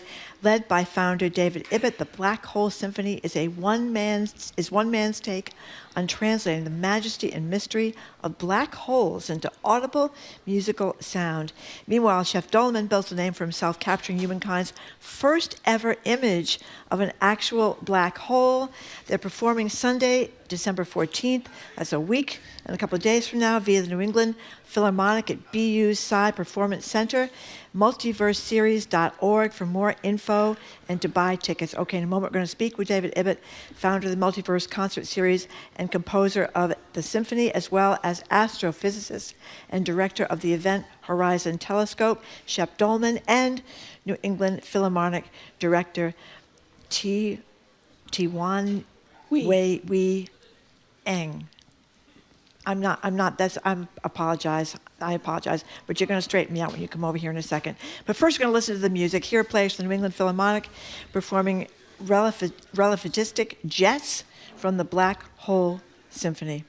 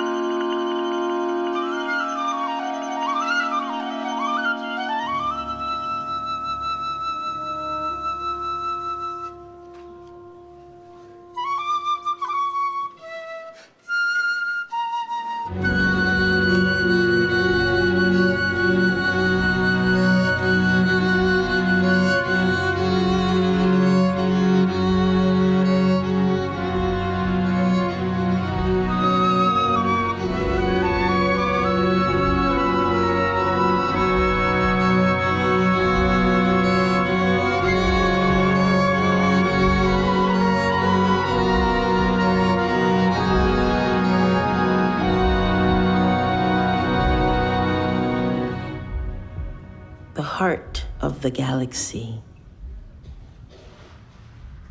We perceive the jet's radio light, the visible gleam of the stars, the silicate greens of the torus, the broad-line clouds and accretion disk, the iron line with its twisted X-rays, and at the electromagnetic zenith, the jet's peak radiating in gamma.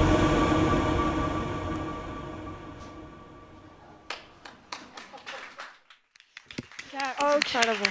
That was absolutely incredible. That was the Black Hole Symphony.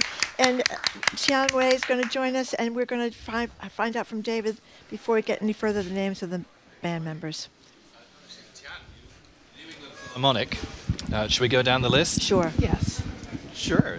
Should I just say introduce myself? Sure. Hi, everybody. I'm Tian Hui Ng, the music director of the New England Philharmonic. And who's in the band? And or the orchestra, maybe I should say. Yeah. Let's start with the electric guitarist. Dan Van Hassel, electric guitarist with Multiverse Concert Series. Sound engineer. And, we're just off screen. We've got Vince LaRoe, who's our Multiverse audio engineer. We call him the man with the golden ears, making the mix happen for you. We have Michael Horowitz on flute and piccolo. We have Lisa Pettipaw, who's on violin, and with Jason Coleman on cello. And a little later, who's just waiting in the wings, Janet Stone will be our soprano. Gorgeous voice of the universe. Yeah, we heard her this Beautiful. morning. Yes. Yeah, she's waiting for us. Okay, so I could spend the entire show talking to you guys about this. Let me just start. I just want to kind of help people to understand sort of what this is. I won't do it justice, and you're going to explain the whole thing. But combining music and science, so people understand that intersectionality. I want you to be able to explain that. But people who are listening, think about Koyaanisqatsi, where they put music to images, and those images came to life because you could hear music. As I said to Marjorie, the first thing I thought of was Elmer Bernstein, those notes in Psycho, where he made you hear and feel a murder. Right, yes. Which is much more, and it's stayed with you. Everybody recognizes that. What you're doing is even more sophisticated and even more scientific. So David, start first with how you came to the intersection of taking science and making it musical, which is the best way I can think of, this sort of like chaotic but not at all random way of putting sound to what exists in the universe.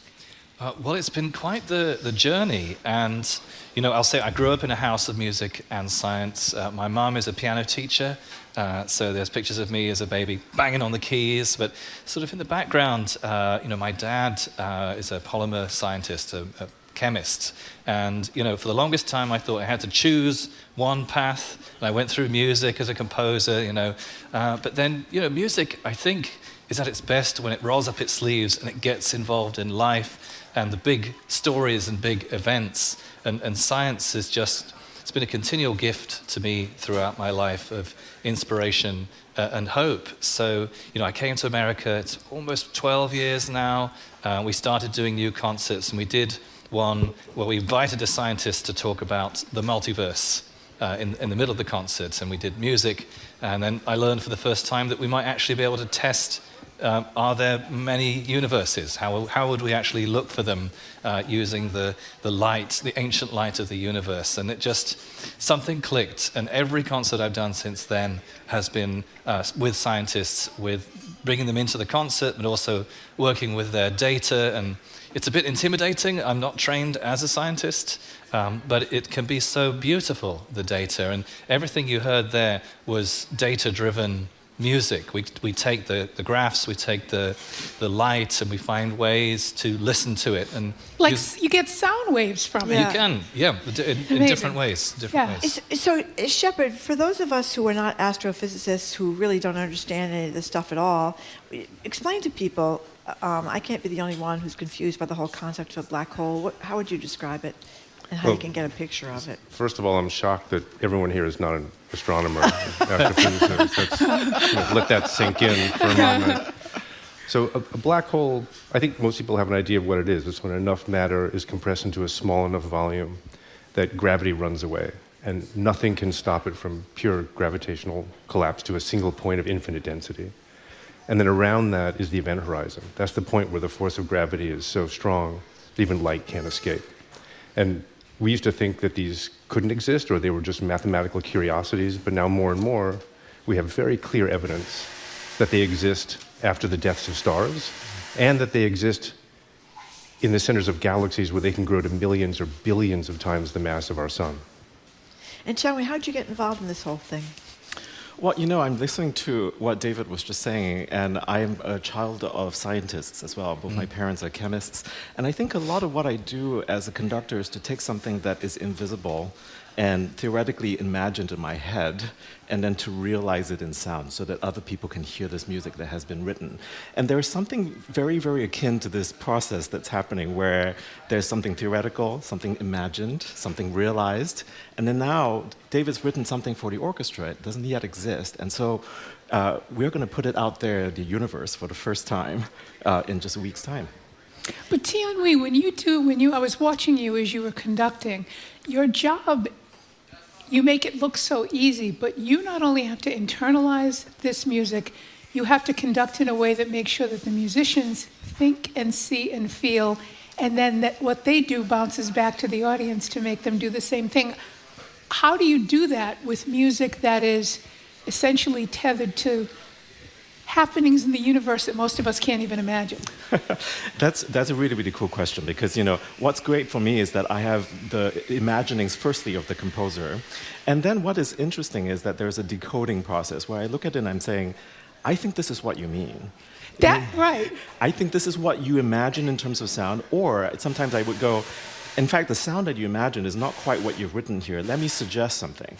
And there's this wonderful dynamic that happens between a conductor and a composer in a friendly situation like this, where something truly magical can come about because we're in conversation.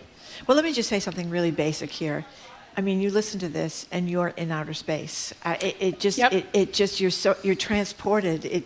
It really works. That's quite an achievement, David. Well, I've been thankfully immersed in the life of science and astrophysics here in Boston. It's this amazing place to live. I was talking to Shep. We are the black hole center of the world, right? Pretty much. Yes. I like to think we're the one-stop shopping point for black holes. You mean so many people are studying black holes? Is that what you mean? Oh, yeah, Boston and Cambridge is a real center for the whole enterprise. So we do imaging of black holes. We look at X-rays of black holes. There's a huge theoretical component too. Huh. We should advertise that more. Yeah, I think so. Well, that's what we're about to do. Okay, very good. Yeah, very good. So I was saying that, I immerse myself with the science and the scientists. I've struck up some wonderful friendships, and Shep is coming to talk to the audience. But it's I think it's our communal enterprise of the time is to reach out into space and.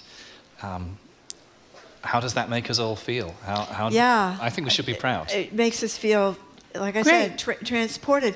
But not to be a downer here, though. You mentioned that we're kind of the black hole central here in Boston and Cambridge and stuff. But I read how you gentlemen were down at the NASA Jet Propulsion Labs in California, and there was something sad about it because of the funding taken away. So the next symphony is called Mars Symphony, and I should say these were made in partnership with the Museum of Science in Boston. Both symphonies are originally planetarium shows, and then this new version is full orchestra. So we produced Mars Symphony last month, and we were invited to take it out to perform for the scientists who did the work, and that was a beautiful full circle moment to play their own music and their data back for them. But they're having huge layoffs right now, and they're little, well, it's not little, the Perseverance rover is driving around Mars right now, taking samples of what might be alien microbes, and we're supposed to bring them back to Earth to see them, But the mission is all but sort of cancelled with the latest kind of what we're hearing. So it's kind of a frustrating time, but it makes us more determined to highlight the work through art and get it out there. And Shep, we only have very little time left, but can you just tell me what you hope this kind of work does for the enlargement of science and increasing the knowledge and the desire to learn more about science? Mm-hmm. So it's very interesting. We build an instrument, and I use that word instrument because there's a commonality between the musical world and the physical observational world. We build an instrument that's as large as the Earth itself. And we put telescopes around the globe that all swivel to look at one black hole at the same time. And we create a lens as large as the Earth itself. So the Earth is a telescope. The Earth, you're standing on it right now. And so we tune it up. So there's a commonality between the language being used in what we do and what David and Chian is doing. And if we can bring this to the public, if we can create this idea that there's a unity between science and art and music, it broadens the participation of everyone. And because we are making a telescope the size of the Earth, everyone should feel ownership of it in the same way that they feel ownership of our musical heritage. It's for all of us. And bringing these together is really exciting. John, go back to we're going to hear, in just a couple of seconds, we're going to hear Waves Coming Home in just a couple of seconds from the Black Hole Symphony and be transported once again into outer space. Waves Coming Home. And by the way, I should say these gentlemen are performing Sunday, December 14th at the New England via the New England Philharmonic at BU's Side Performance Center. Here we have Waves Coming Home by Black Hole Symphony.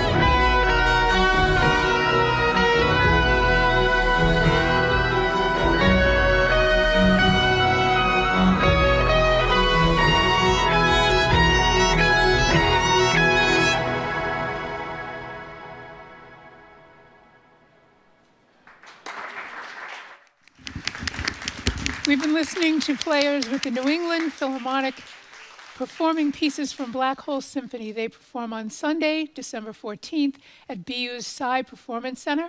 For info and tickets, go to themultiverseseries.org. You can also catch the Multiverse Players' performance of Octave of Light, December 20th at Framingham's Christa McAuliffe Center. Coming up after this quick break, we check in with the Curiosity Desk's Edgar B. Herwick III. I'm Andrea Cabral in for Jim Browdy. She's Marjorie Egan. You're listening to BPR on 89.7 GBH, live from the Boston Public Library and streaming at youtube.com/GBH News.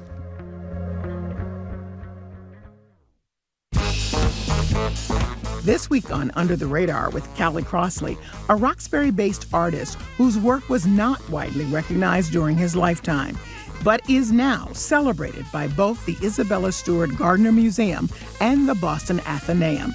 The life and legacy of visual artist Alan Rohan Cripe. That's Under the Radar with me, Callie Crossley, Sunday night at 6 here on 89.7 GBH and the GBH app. Support for our programs comes from you. And the University of Massachusetts Amherst. UMass, the state's flagship public research university, empowers students to be the future in the pursuit of progress for Massachusetts and beyond. More at umass.edu. And the Office of the Massachusetts State Treasurer. The Unclaimed Property Division is holding unclaimed funds. New properties are added often. To see if you have unclaimed money, you can visit findmassmoney.gov.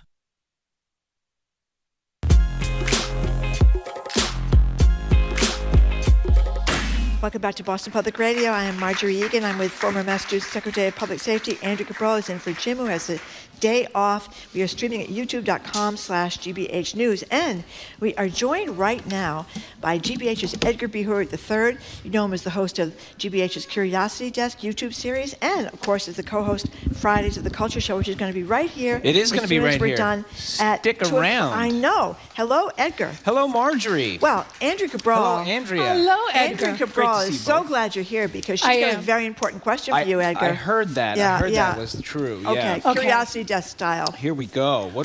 Go ahead. Why is it that bananas Yes. ripen 100 times faster than any other fruit? They've got like a thicker skin than most oranges, thicker skin than apples. Yep. You buy them green in the store, they're Yep. black by the time you get home. Why is that true? Well, it's complicated, Andrea. No, so bananas are what is called a climacteric fruit. Do you know what that means? No. I didn't Something know to what do it with means. climate, No, I talk perhaps? to experts when I get these questions No and get idea. these answers. No So, idea. It means that they continue to ripen after they've been harvested. And there's lots of fruits like this. Apples, apricots, melons, avocados. They continue to ripen once they've been taken away. And the reason they continue to ripen is there's something called ethylene. This is a gas, ethylene. And ethylene gets released, and as it gets released, it causes the breakdown of cell walls, converts starches to sugars, and that results in what we see as the ripening of a fruit, right? So bananas in particular, right, they ripen when this ethylene is released, which happens naturally. But if you cut it, it will release a little bit more. If it's in a warmer place, it will release a little bit more of this gas. And crucially with bananas, a lot of that ethylene is in the stem of the banana. Oh. That's where a lot of it is concentrated. And it will release if they bruise. And we know bananas tend to bruise kind of quickly, right? And so because all of that ethylene's up in the stem, because they tend to bruise and it more gets released, and also if you keep them in a closed condition, like a bowl or a bag, it will all speed up the process. I have a question. Go ahead. Well, a lot of us have very picturesque fruit bowls at home. Yes, where we it's keep true. our apples and our bananas. Yes, and, indeed. You know, sometimes we eat them, sometimes we don't, but they look great. Should you not have, even if you have a big fruit bowl, should you not have your bananas in there if you don't want them to ripen? If you don't want them to ripen quicker, and also the other thing is all of these fruits, like that I was talking about, apricots, tomatoes, apples, any of these fruits that are climacteric are releasing some amount of this gas. So if they're all near each other, Contagion. I was going to say contagion. It's essentially contagious. But you can use it to your advantage, right? If you want to get something to ripen a little quicker, throw them in a bag with some bananas, and that will help encourage the ripening faster. So if the ethylene's in the stem, should you not De-stem them? Yeah, so one of the things people say is to cover up the stem in some form or fashion. So you can separate the bananas out and cover the stems individually, or just cover up those stems with some foil or some wrap, and that should slow down a little bit. The other thing that will always slow any of this down is cooler temperatures. I was this many years old before I discovered how to stop my bananas from ripening. Thank God we got there. I didn't even know it. Mine had been in the fruit bowl, and contagion has been spreading. Everything's just getting It's been an American tragedy. overly ripe. I have to rearrange my fruit bowl now. So Jim isn't here today, but Jim has been growing a beard, sort of. Not like a big beard, but it's kind of like yours, Edgar. A few days growth. Few days of growth on the old beard. And I think a lot of people wonder about the dirtiness and the food stuck. Mostly women. I think women really want to know. The germs that men carry around in their beards, Edgar. You've got one. I do have one. Yeah. So, a couple years ago, I think it was in February of 2019, there was a study that came out, and this got a lot of attention. There was it kind of went viral. And this happens a lot of times when studies, especially when there's kind of a catchy conclusion, which maybe gets misinterpreted a little bit. But essentially, like the big news on this study was people were saying that men's beards contain more germs than their dog's hair does. This was like the conclusion of this study, apparently, right? Which caused all this outrage. And actually, let's take this apart. First of all, it was a very small study. It was only 18 men. I think it was 30 dogs. And what they were actually studying, interestingly enough, is whether or not it's hygienic for animals and humans to share the same MRI machine. That's actually what the study was doing. And they said to themselves, well, what's the closest thing to, say, a dog that a human would be? And they said, a guy with a beard. So they did a bunch of sampling of guys' beards and the dog's hair to check what the germ count was, right? And they found that it was something like 23 of the 30 dogs had what they said was a high microbial count in their fur. But 100% of the men had what was called a high microbial count in their beard. And so the conclusion was men's beards are dirtier. But here's the thing. First of all, high microbial count does not necessarily mean bad. So germs, if we want to call them that, microbes are everywhere. They're all over all of our skin right now, right? And those can either be good for you. Some of them are good for you, right? Like the bacteria in your gut. Some of them are totally neutral, and some of them are bad. And other studies have shown, essentially, even though there's maybe more microbes, a guy with a beard is no less clean than a guy without a beard if he keeps himself clean. I was going to say, unless he's inherently unhygienic. So it's okay to get close to Santa Claus? It is okay to get close to Santa Claus, depending on when the last time he washed his beard, real or not, was. Okay. Thank you so much. Thank you. I am now enlightened. We've been listening to, speaking with, the Curiosity Desk's Edgar B. Herwig III. He's the co-host of the Culture Show Week in Review. If you have a curiosity question of your own, email the Curiosity Desk at wgbh.org. Check out the Curiosity Desk landing page at gbh.org. Otherwise, track him down somewhere out on the street and just ask a random question. Coming up after the 1 o'clock news, our media maven Sue O'Connell is here, fresh from court. Support independent local journalism. Gain a possible tax advantage and clear out your garage all in one when you donate your old vehicle to GBH this holiday season. Learn more at gbh.org/vehicle donation. Support for GBH comes from you. And Rocky Ruggiero, making art and history come to life, offering travel programs throughout Italy and online learning opportunities on Italian art and culture. Learn more at rockyruggiero.com. And the Museum of Fine Arts, Boston, presenting the luminous watercolors of Winslow Homer, together for the first time in a generation, of light and air. Winslow Homer in watercolor is on view now. More at mfa.org.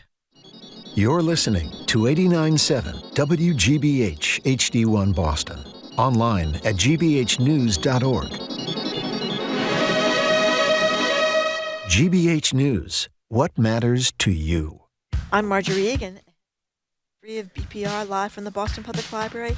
Media maven Sue O'Connell is on court watch. Just free from her Karen Reed coverage, she's now back in the courtroom for the trial of Brian Walsh, the man who claims he discovered his wife's body dead in their bed and decided to chop her up. I'm Andrea Cabral, in for Jim Browdy.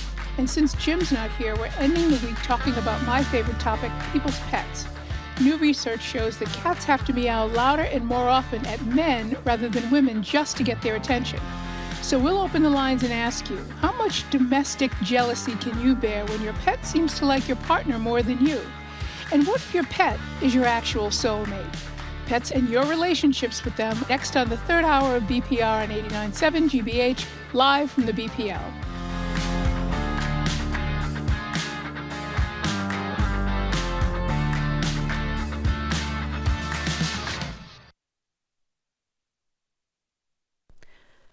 Live from NPR News, I'm Lakshmi Singh. Advisors are recommending the Centers for Disease Control and Prevention do away with a blanket guidance to immunize all babies against hepatitis B within the first 24 hours of life. Many public health experts say there's overwhelming evidence the universal vaccinations have been effective in protecting young children from being infected with a virus that can lead to liver diseases later in life. NPR's Rob Stein reports on why the advisory panel decided to re-examine hepatitis B vaccinations for infants. This committee was put together by Health Secretary Robert F. Kennedy Jr., who has long questioned many vaccines and has launched a major review of all childhood vaccinations. Some members of this CDC committee argue that there's insufficient evidence that giving all newborns the vaccine when they're so young is really necessary, given that the hepatitis B vaccine is often spread through sex or drug use. They also question whether it's safe to immunize babies so early in life. NPR's Rob Stein reporting. The Supreme Court is clearing the way for Texas to use the 2025 redistricting map for its midterm congressional elections. But it does not guarantee Republican control of the House next year, as President Trump sought by pressing for Texas to redistrict in the first place. Hughes in public media, Andrew Schneider explains why. Texas moved to redistrict its congressional map mid-decade, set off a nationwide arms race to redistrict by both parties. Travis Crum is a law professor at Washington University in St. Louis. The signal that gets sent with this case is going to reverberate in the legal challenges to California, future legal challenges to other mid-decade redistricting maps that are being filed across the country. In addition to California, Democrats in Virginia and Maryland are considering mid-decade redistricting to counter Texas. Republican states that have followed Texas' lead include Missouri and North Carolina. For NPR News, I'm Andrew Schneider in Houston. The European Union is fining X $140 million for what it has determined are breaches of the bloc's Digital Services Act. Terry Schultz reports the decision is the culmination of a 2-year investigation into Elon Musk's company. This is the first fine under the new EU legislation, the Digital Services Act, which regulators say X has violated in multiple areas regarding transparency. One is what it calls the deceptive nature of the blue check mark, which Elon Musk changed when he took over Twitter, from a sign the user's identity had been verified to something that could simply be purchased. European Commission spokesman Thomas Renier says that opens consumers to possible scams and manipulation. It deceives users. Anyone can pay to obtain the verified status, and X does not meaningfully verify who is behind it. X now has between 60 and 90 days to explain how it will address these concerns, as well as other charges, including allowing researchers access to public data. For NPR News, I'm Terry Schultz. It's NPR. Good afternoon. With the latest from the GBH Newsroom, I'm Henry Santoro. Dr. Ashish Jha, of the nation's leading public health experts who became a household name during the COVID-19 pandemic, is leaving his post as the Dean of the Brown University School of Public Health at the end of this year. Globe reports that Jha will lead an initiative that aims to beef up the nation's defenses against emerging pandemic and biological threats. The initiative builds on the work that he started at the White House during the Biden administration while on leave from Brown in 2022. And Tony Award-winning actor and Massachusetts native Matt Doyle is coming home for the holidays. Doyle, known for his performances in Spring Awakening and the Book of Mormon, is doing a new show in Worcester this month called Make the Season Bright. It's part of the Broadway in Worcester series. Doyle spoke with GBH's Culture Show. For me, it is a reconnection to family, whether it's your chosen family and your friends or your actual family. And for me coming to Worcester, it's my actual family and distant relatives, I think, coming to this show. Make the Season Bright is playing at Worcester's Jean McDonough Arts Center this Wednesday, December 10th. In sports, the Celtics host the Lakers at the Garden tonight, and the forecast mostly sunny upper 20s today, cloudy and into the teens overnight, and cloudy mid-30s tomorrow, mostly cloudy mid-30s on Sunday. No snow in the forecast. 24 degrees, though. It's cold. I'm Henry Santoro. This is GBH News. Support for NPR comes from NPR stations. Other contributors include Subaru. The Subaru Share the Love event runs through January 2nd. By year's end, Subaru and its retailers will have donated more than $350 million to charity. Subaru, more than a car company.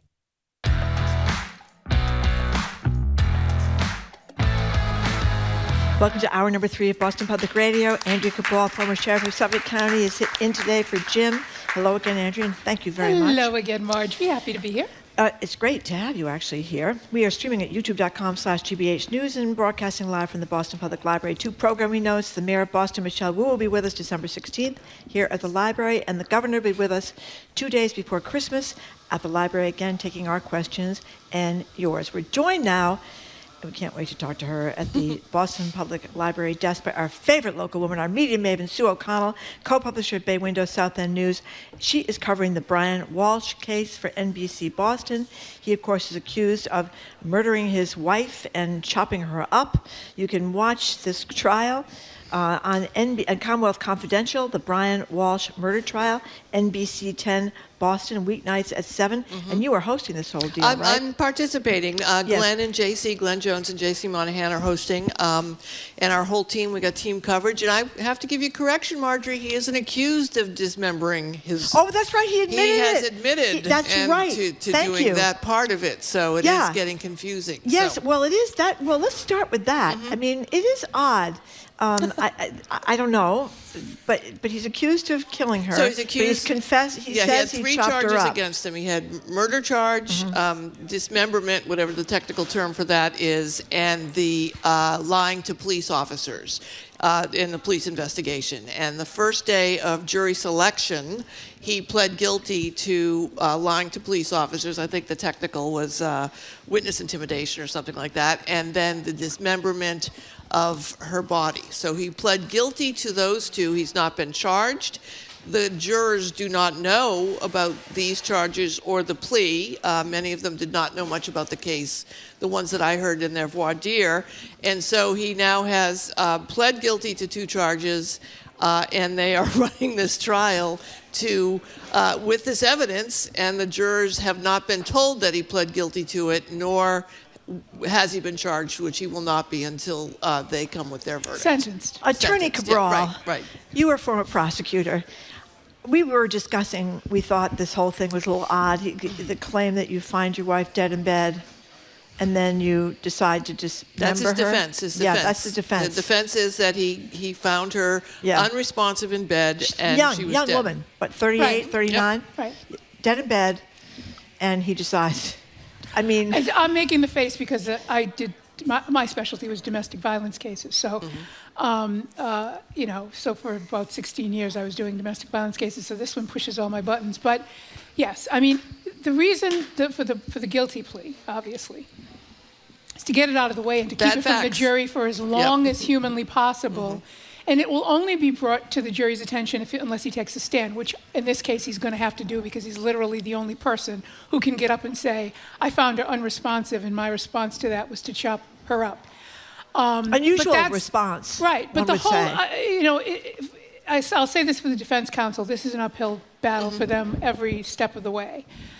They're asking the jury to accept that it was a reasonable response for one to find one's spouse unresponsive and not immediately call 911, not to immediately seek help, but to think, I will be blamed for this, and then think about ways to dispose of the body. So that's an uphill climb no matter how you slice it. So I assume that's what you're seeing. Yeah, I mean, what they had in front of them for the defense, you've got a number of the same investigators that were involved in the Karen Reed case, the former state trooper Michael Proctor, Buchanan, there's a whole, the Garino, the tech guy. So we were expecting there was an opportunity for the defense to pick apart the electronic information, the text information, the actual investigation. Of course, it turns out that they must have taken a page out of how poorly they invested Karen Reed, because they actually showed up and recorded their interview with Brian Walsh. They took pictures of the home. They have documented everything. It's really very, and the forensic people were pretty good. The forensic is all locked up. Yeah. The witnesses are all have no conflict. They're all very straightforward. So I imagine the defense and Walsh looked at this and said, they've got me on this. I definitely did these things.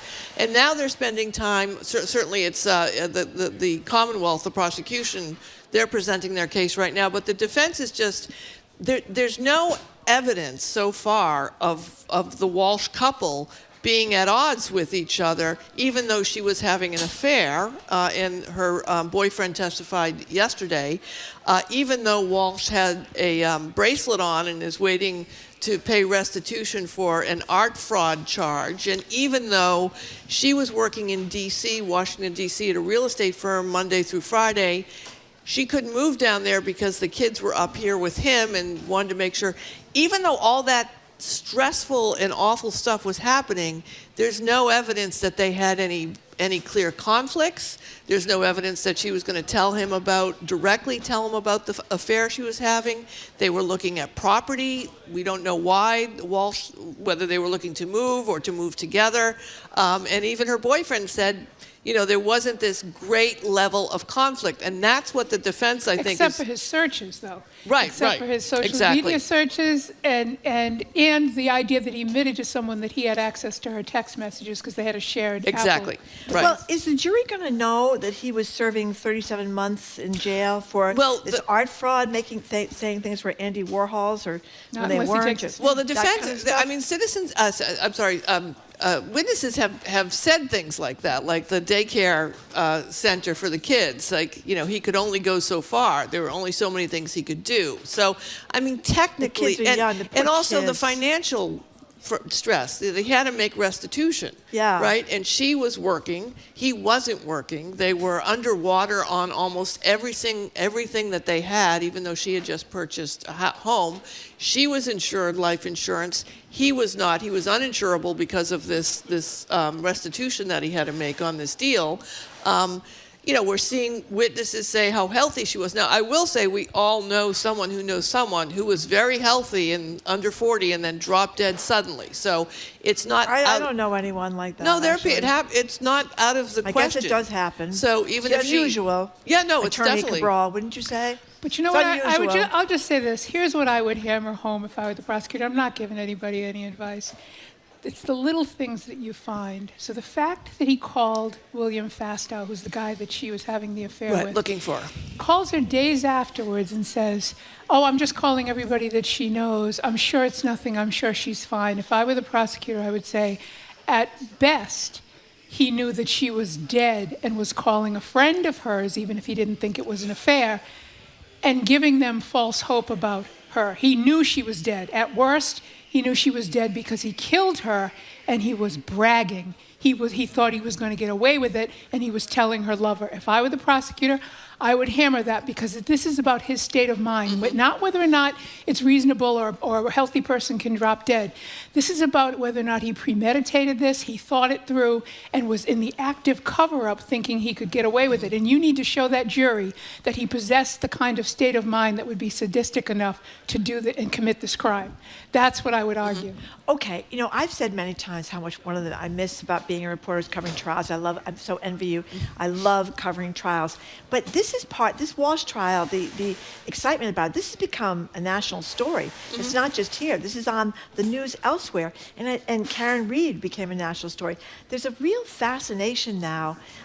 You read all about these true crime podcasts that are through the roof. People love. Well, if you're rich and white, there are crimes all the time and trials every day that no one is paying any attention to, And Gwen Ifill, what she had a name for it? Gwen Ifill, that was a great newscaster for PBS. She called it the white blonde syndrome or something like that. Yeah, no, and I guess there is a part of it. That white blondes get a lot of coverage and women of color don't. Yeah, and so that's what is a hook to some people to watch this. But as I keep telling everybody, I mean, the whole Karen Reed movement, the pro and anti is just total in a civil war now on X. They're all fighting with each other. Everybody's mad at each other. And I have said a number of times on X, when you build a movement around a person or people rather than a set of values, those people can never live up to your expectations of what you want them to do. And so instead of saying, okay, we freed Karen Reed or we didn't convict Karen Reed, let's move on to see how many other people may have been experiencing bad investigations and may be behind bars. And let's move our efforts there.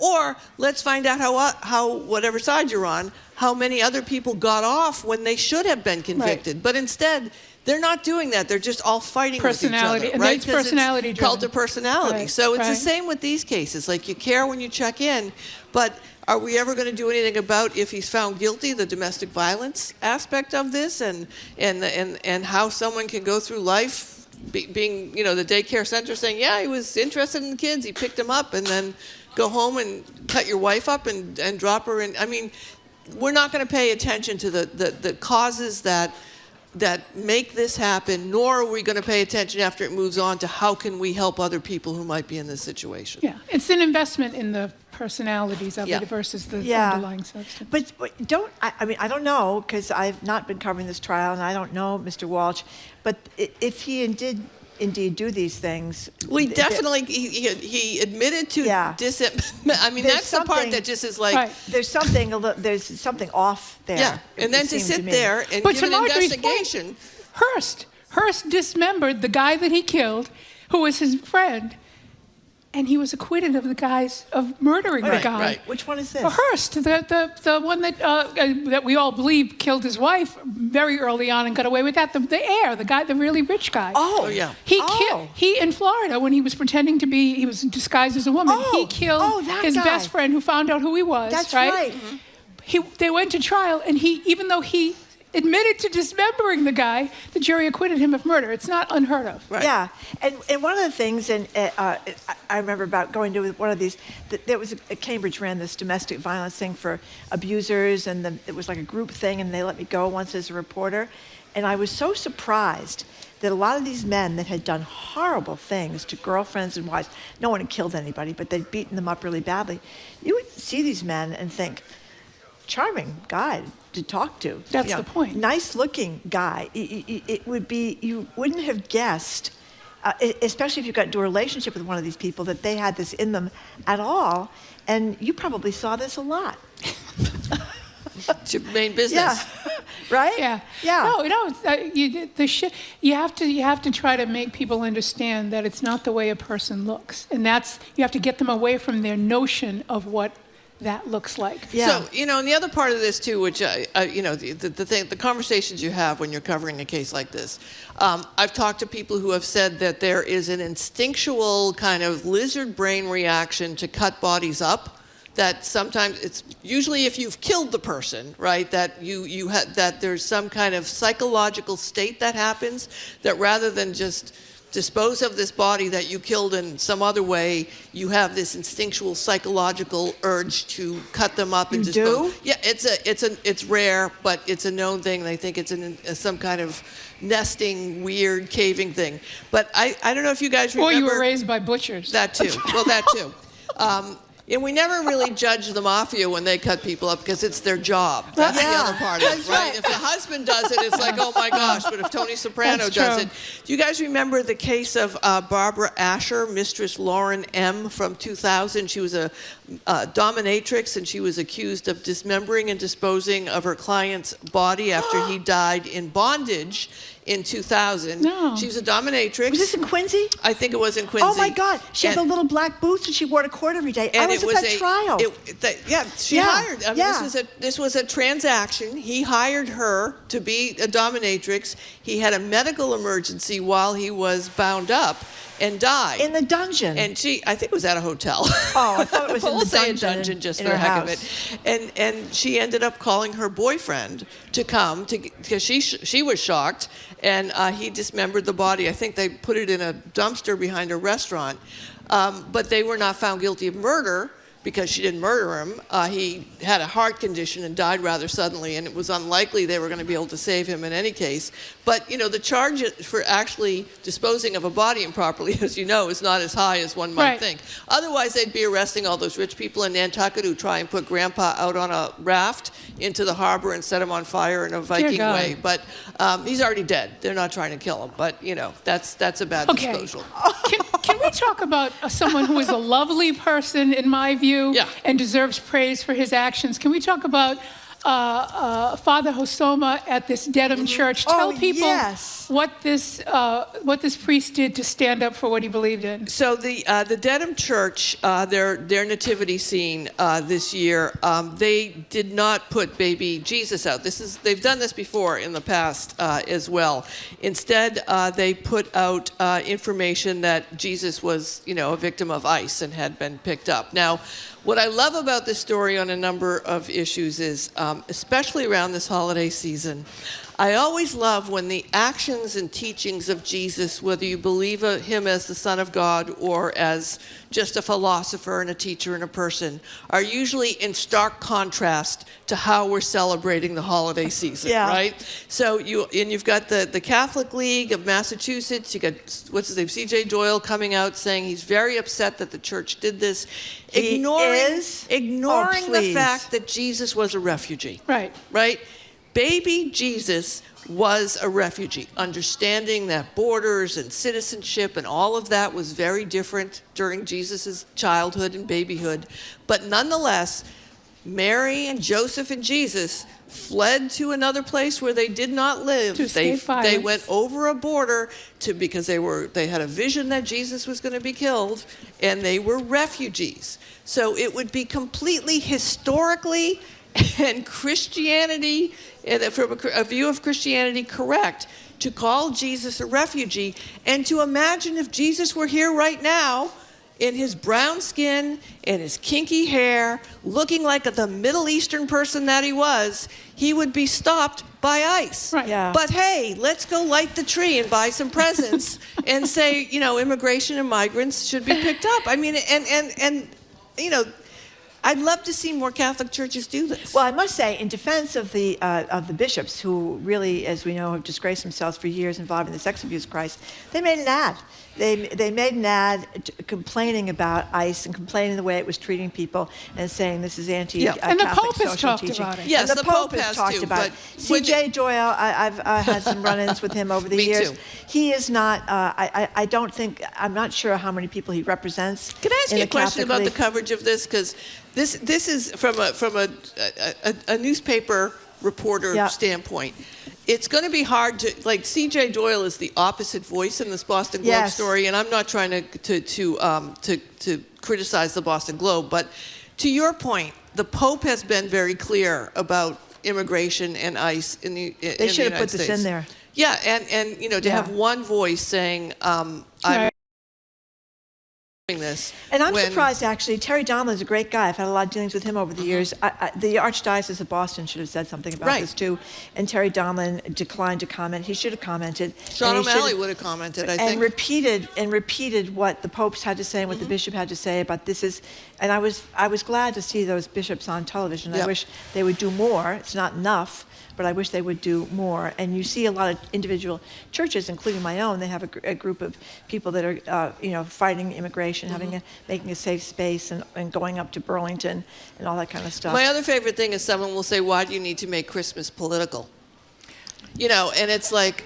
Yeah, what's missed? I think you're missing the whole point here. It's the same thing with Martin Luther King. Right. How many times do we talk about Martin Luther King talking about the poor, the poor, the poor, the poor, the poor? We don't talk about that very much. It's the same thing with Jesus. We don't talk about the poor, the poor, the poor, the poor, the poor. It's all about, with the church. I mean, I am Catholic too, and it annoys me no end that we spend so much time talking about things like gay rights and abortion. Right. It's time to move on. We have another big problem right in front of us.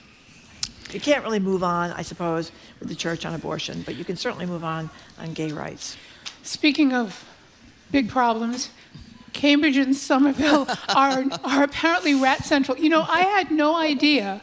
I've watched the coverage of this, but I had no idea how many creative and diversified and, quite frankly, gruesome ways they had been coming. Yeah. What? So I'm by nature of being living in the city for the past 10 years and 20 years total, I'm a bit of an expert on rats. A rat ran over my foot 2 weekends ago. And whenever I see Mayor Wu, I spend a lot of time talking with her about rats. Where did the rat run over your foot? We came home from dinner on Sunday night, like 3 Sundays ago, and I got out of the car. And our trash pickup day is Monday, and I saw the 2 rats go, and I stopped, and then the stupid rat, right, because that one stopped and looked at me and ran toward me, which it didn't really want to do. Colton Bradford, our anchor at NBC 10, he had a rat run up his leg. I mean, run up his leg. So I talk a lot about this. Oh no! And it's Cambridge and Somerville have the same problems that Boston does. The rat experts tell me that when the restaurants closed in COVID, all of the rats moved to places where there weren't restaurants because we were eating and cooking at home and putting our food out. Right. Now, COVID was 5 years ago, but in rat lifetime, it's centuries, right? Centuries. So they have now been living. Prolific. Yeah, they were 20,000 generations into rats since COVID. So they are now established in areas of the city where they don't need to leave. They don't need to go back to the North End. They can just go to Cambridge or Somerville. The second problem is that, and I'm not sure what the rules are in Cambridge and Somerville, but we still allow people to put trash out in bags. This is the problem I have with my neighbor. We should have sealed containers. Tops. And the third problem is the composting, right? Yeah. I'm a composter So with am the I. city. Me too. Yep. I love it. Everybody needs to compost. You get the green little thing, you lock it up, they come pick it up. I know it's a test program. So the point of the story, too, in the Globe about Cambridge and Somerville is while there are a million ways to kill rats, you've got the dry ice, you've got the poison peanut butter, they're also incredibly smart. And you can only get one chance to kill them, and then they figure it out and move on. But we have to stop the source of their food. And that's means educating the only way. And that means educating people about using your garbage disposal, composting, and putting really, really tight tops on your trash.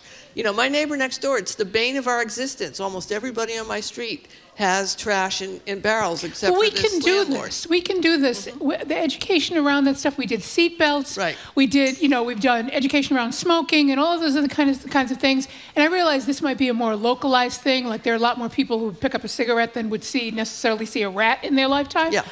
But the bottom line is that if you tell people how to avoid a problem and you just keep hammering it, they'll do it. Yep.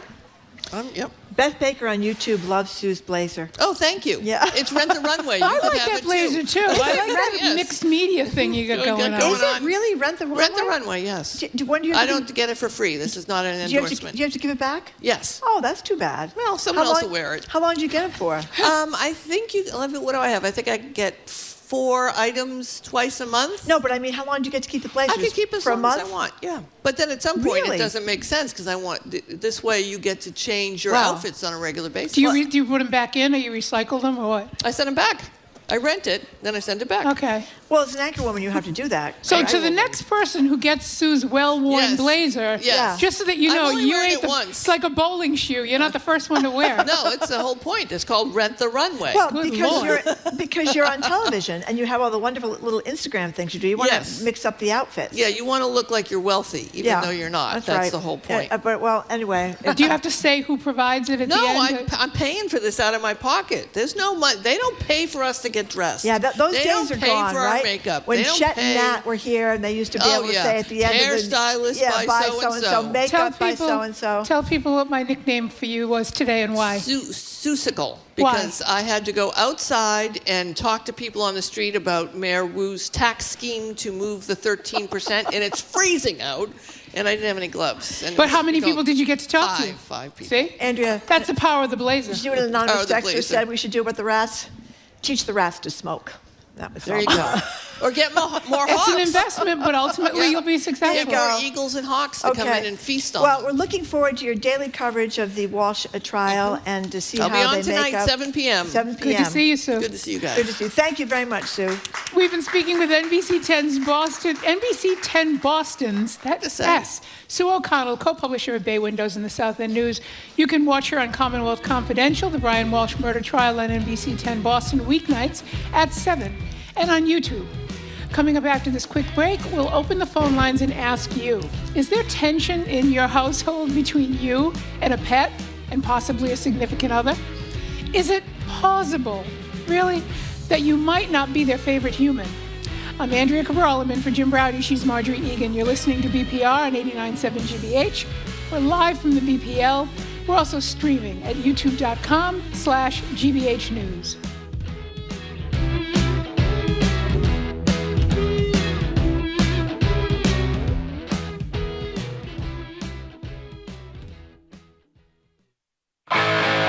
Do you feel like you are always sitting in traffic? Do you remember when traffic started at like 5? Now, there is always traffic. Always. If you feel like traffic has been worse, you are not imagining it. Congestion has surpassed pre-pandemic levels in a lot of the U.S. I'm Mary Louise Kelly. What we're seeing on the roads, on All Things Considered, from NPR News. Today at 4, here on GBH News 89.7. Our programs are made possible thanks to you. And the Paul Winter Consort, presenting their Winter Solstice celebration, featuring vocalist Teresa Thomason, December 6th at 7:30 at the Great Hall in Needham. More at solsticeconcert.com. And the School of the Museum of Fine Arts at Tufts University, hosting its annual art event December 5th through the 7th, connecting Boston area art lovers with contemporary art since 1978. Learn more at smfa.tufts.edu.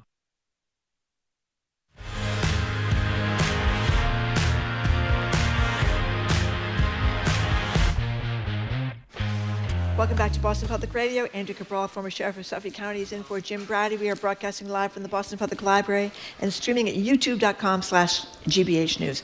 So, is there any feeling more crushing than when the family dog or cat prefers your partner over you? There was a study published last month in the journal Ethology, however you say that found cats tend to meow more at their male caregivers than women.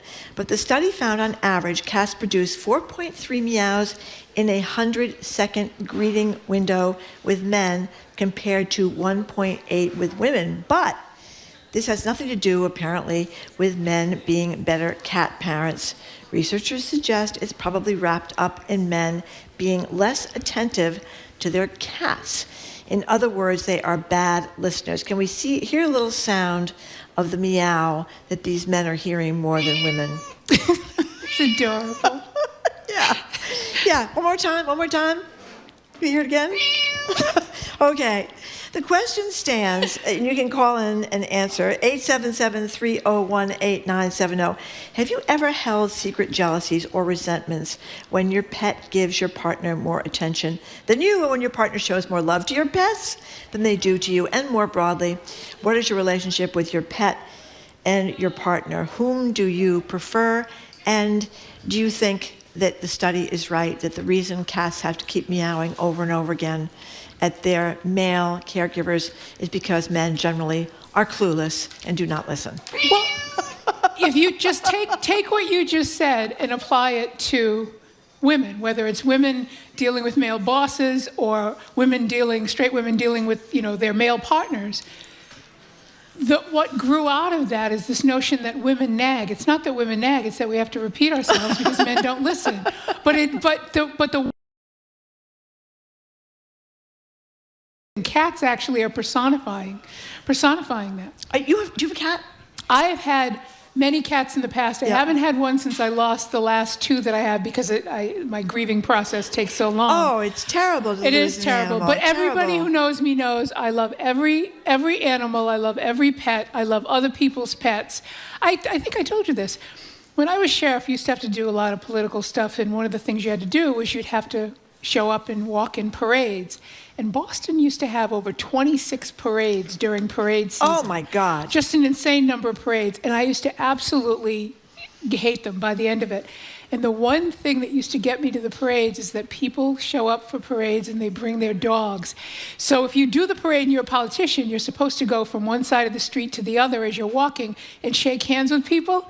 The Most of the time, the only people whose hands I would go over to shake were the people with the dogs, and I'd bend down and pet the dogs, and then I'd shake the person's hand, and then I'd look for the next dog, and that's how I got through 26 parades a season. Yeah, well, dogs and cats, people are extremely attached to both things. This woman just texted and said, when I met my husband, I owned a big, loving, and goofy black greyhound. I joked that my husband only married me for my dog. Well, we've been married for 14 years now, and he's never fully denied that is exactly why he married me. 877-301-8970. Do you think it's true that if you have a cat, that the cat has to meow constantly? But cats know. You know, they say cats don't meow at each other. They may hiss at each other or fight with each other, but the cats actually developed that as a way of getting human attention. Yeah. So it stands to reason that they would meow longer and louder when they're not getting a response. Where women who are attuned to the sound of a baby's cry, they're attuned to the sound of their partner's voice, just as caregivers, right, would also be more responsive to the sound of a cat meowing or a dog barking. Well, that's the excuse anyway, because when the baby cries in the middle of the night, it's usually the woman that hears the baby crying and the woman that gets up. Anyway, 877-301-8970. Katie in Boston, thank you for calling. Hi, Katie. Hi. What's going on? So I'm calling because my husband is actually our dog's favorite parent, and it's really disappointing. I was the person who wanted to adopt our dog, Pancake, and now Pancake loves him more than me. Oh. Why do you think that is, Katie? I don't know. Maybe because he takes him on more walks, but it's disappointing. But do you think, I noticed this dynamic with friends of mine who have dogs. Dogs pick an alpha more than cats who are very sort of independent. Dogs kind of go to the person they think is most likely to sort of respond to them. Do you think that it's something along those lines?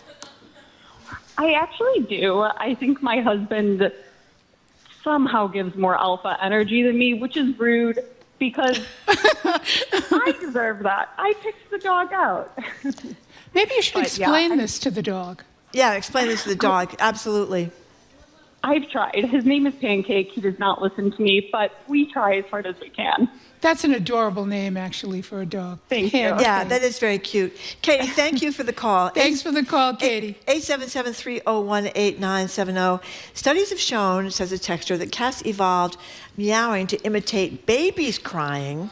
See? To get female attention, but it seems they don't have to meow much to get that attention. Don on the road says, I think the reason my cat loves my husband more is because my husband is more of a couch potato, and the cat likes to cuddle with him on the couch.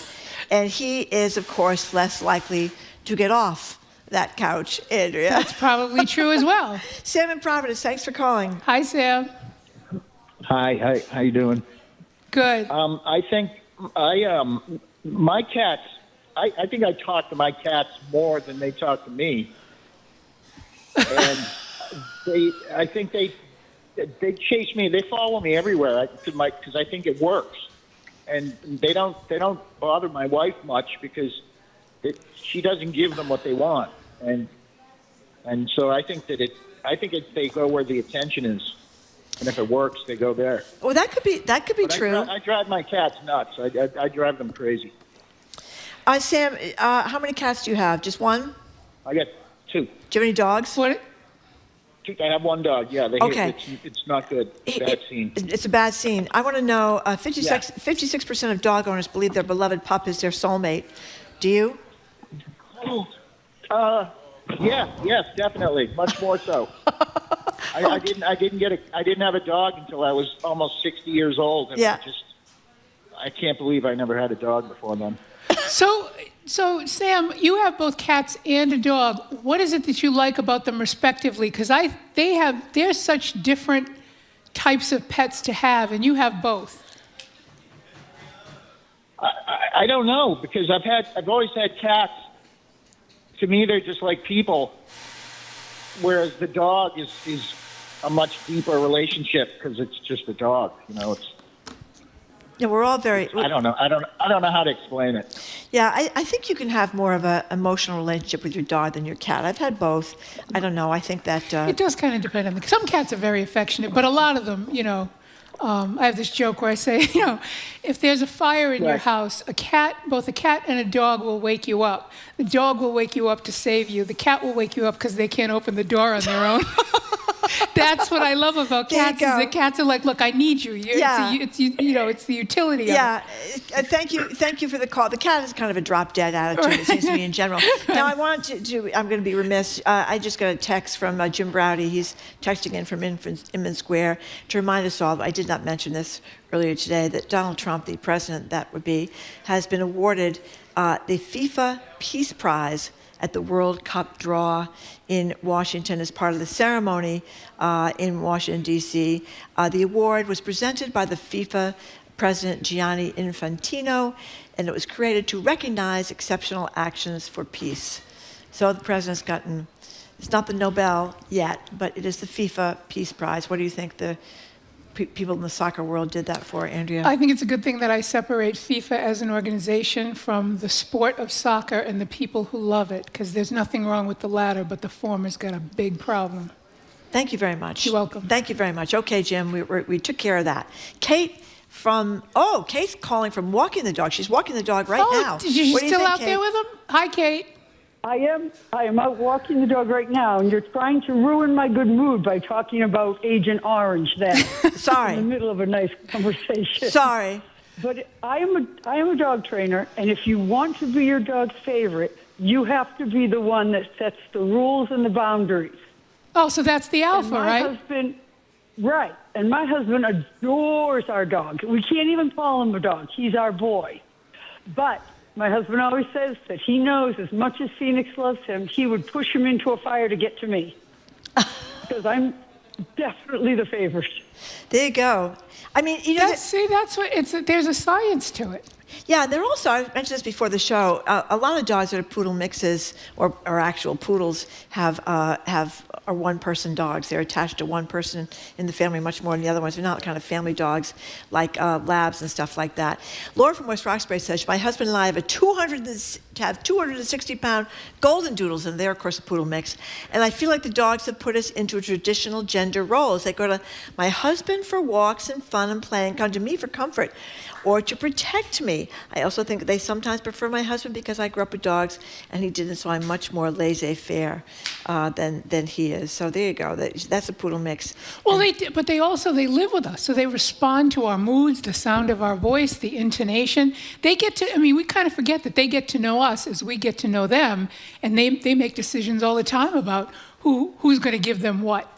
Howard is texted to say that one of their cats could meow his name and his wife's name. The cat would apparently say Mauard. And Melon went for his wife. When she couldn't find them, she would actually meow their names. Usually, if they left him sleeping downstairs, the cat would literally call one of them or the other one. They get used to us. Can we hear that meow again? We can see if we can make any words out of that meow. Can we hear? Well, that's close. Little training. We have another clip. This is The Cat from Hell. This is from Animal Planet's 2019 series, My Cat hilarious. From Hell. A couple recounts their cat's aggressive behavior and how it's impacting their relationship. He always scares easily. I'm bleeding already. His claws come out. Matt gets stressed out, and then we end up arguing. Sometimes I really feel torn between Matt and the cat. That is really an issue when you have been by yourself with a cat or a dog for a long time, and all of a sudden another person enters the relationship. Right. And sometimes the animal does not take well to this intrusion of the third person into the circle of trust. You know how that is, Andrea? Well, I would just say, given the number of times that someone has sort of belatedly found out that they were married to a serial killer or a criminal. I would go with the pet's instincts. If your dog or your cat doesn't like who you're with, they're trying to warn you about something you won't find out till years later, much to your dismay. That's a good point. I really do believe that they have a lot of times cats and dogs have a sense of who this person is that you don't see because you love them. So perhaps that's what you should do right from the start. Get a cat or get a dog and just follow their instinct before you go too far into the relationship. There are people who will introduce early on their pet to their prospective, someone that they're dating, and they will take cues from how the pet reacts to them. I love it. Derek and Weymouth, thank you for calling. Hi, Derek. Hi. Just got our third rescue dog. I want to say shout out. Yay. Shout out to Lasso Canine and Adopt Don't Shop. Great. That's fabulous, Derek. My first dog, very much my dog, best dog I've ever had. I got a second dog, always wanted a husky, got a husky mix. He completely follows my wife all around. He is very much her dog. I can't do anything about it. I think I must be too loud. And we just got the third one, who's a younger 1-year-old puppy, has adopted my 12-year-old son as her person. And I think it just depends on your personality. Yeah. Yeah, that could be. It's funny how they, the cliche is that the dog will be most in love with the person that feeds them. But that's not necessarily true all the time. Derek, thank you for that. He's gone. I was going to ask him a question about rescues. That's sorry. Okay. Is he back on? He's still there. Go ahead. So, Derek, now you've got 3 rescue dogs. I'm not wrong about this. They know when you rescue them, right? Like, they know that you've taken them from a place that they would rather not be to and given them a home. Yeah, I mean, they were all relatively young, so I don't know that they've had terrible, terrible lives before, but they're all very happy with us. Good. Yeah. Thank you for rescuing dogs. Yeah, you hear the stories about the people. Actually, one of my kids did this. The dogs were all coming up in a big truck. Yeah. And they had to go meet the dogs on a rest stop in Connecticut or something like that. Well, the people who've lost their pets because of a natural disaster, you know what the latest thing is? It's beyond natural disasters. It's people who've been taken away by ice, who've lost their homes. Their kids are now in foster care, and their pets are now going to the MSPCA and places like that because there's nobody to take care of the pet. Isn't that awful? There's lots of reasons why people lose their pets, and it's just wonderful that there are people like Derek that are out there rescuing And there are them. also places, like some states like Tennessee, that they don't spade the animals. I don't know why that is. I don't know why that is either, because then you have just all these homeless animals, which is awful. Erin and Brookline, thank you for calling. Hi, guys. Well, I got my cat Henry when he was about 8 weeks old from the Animal Rescue League, and he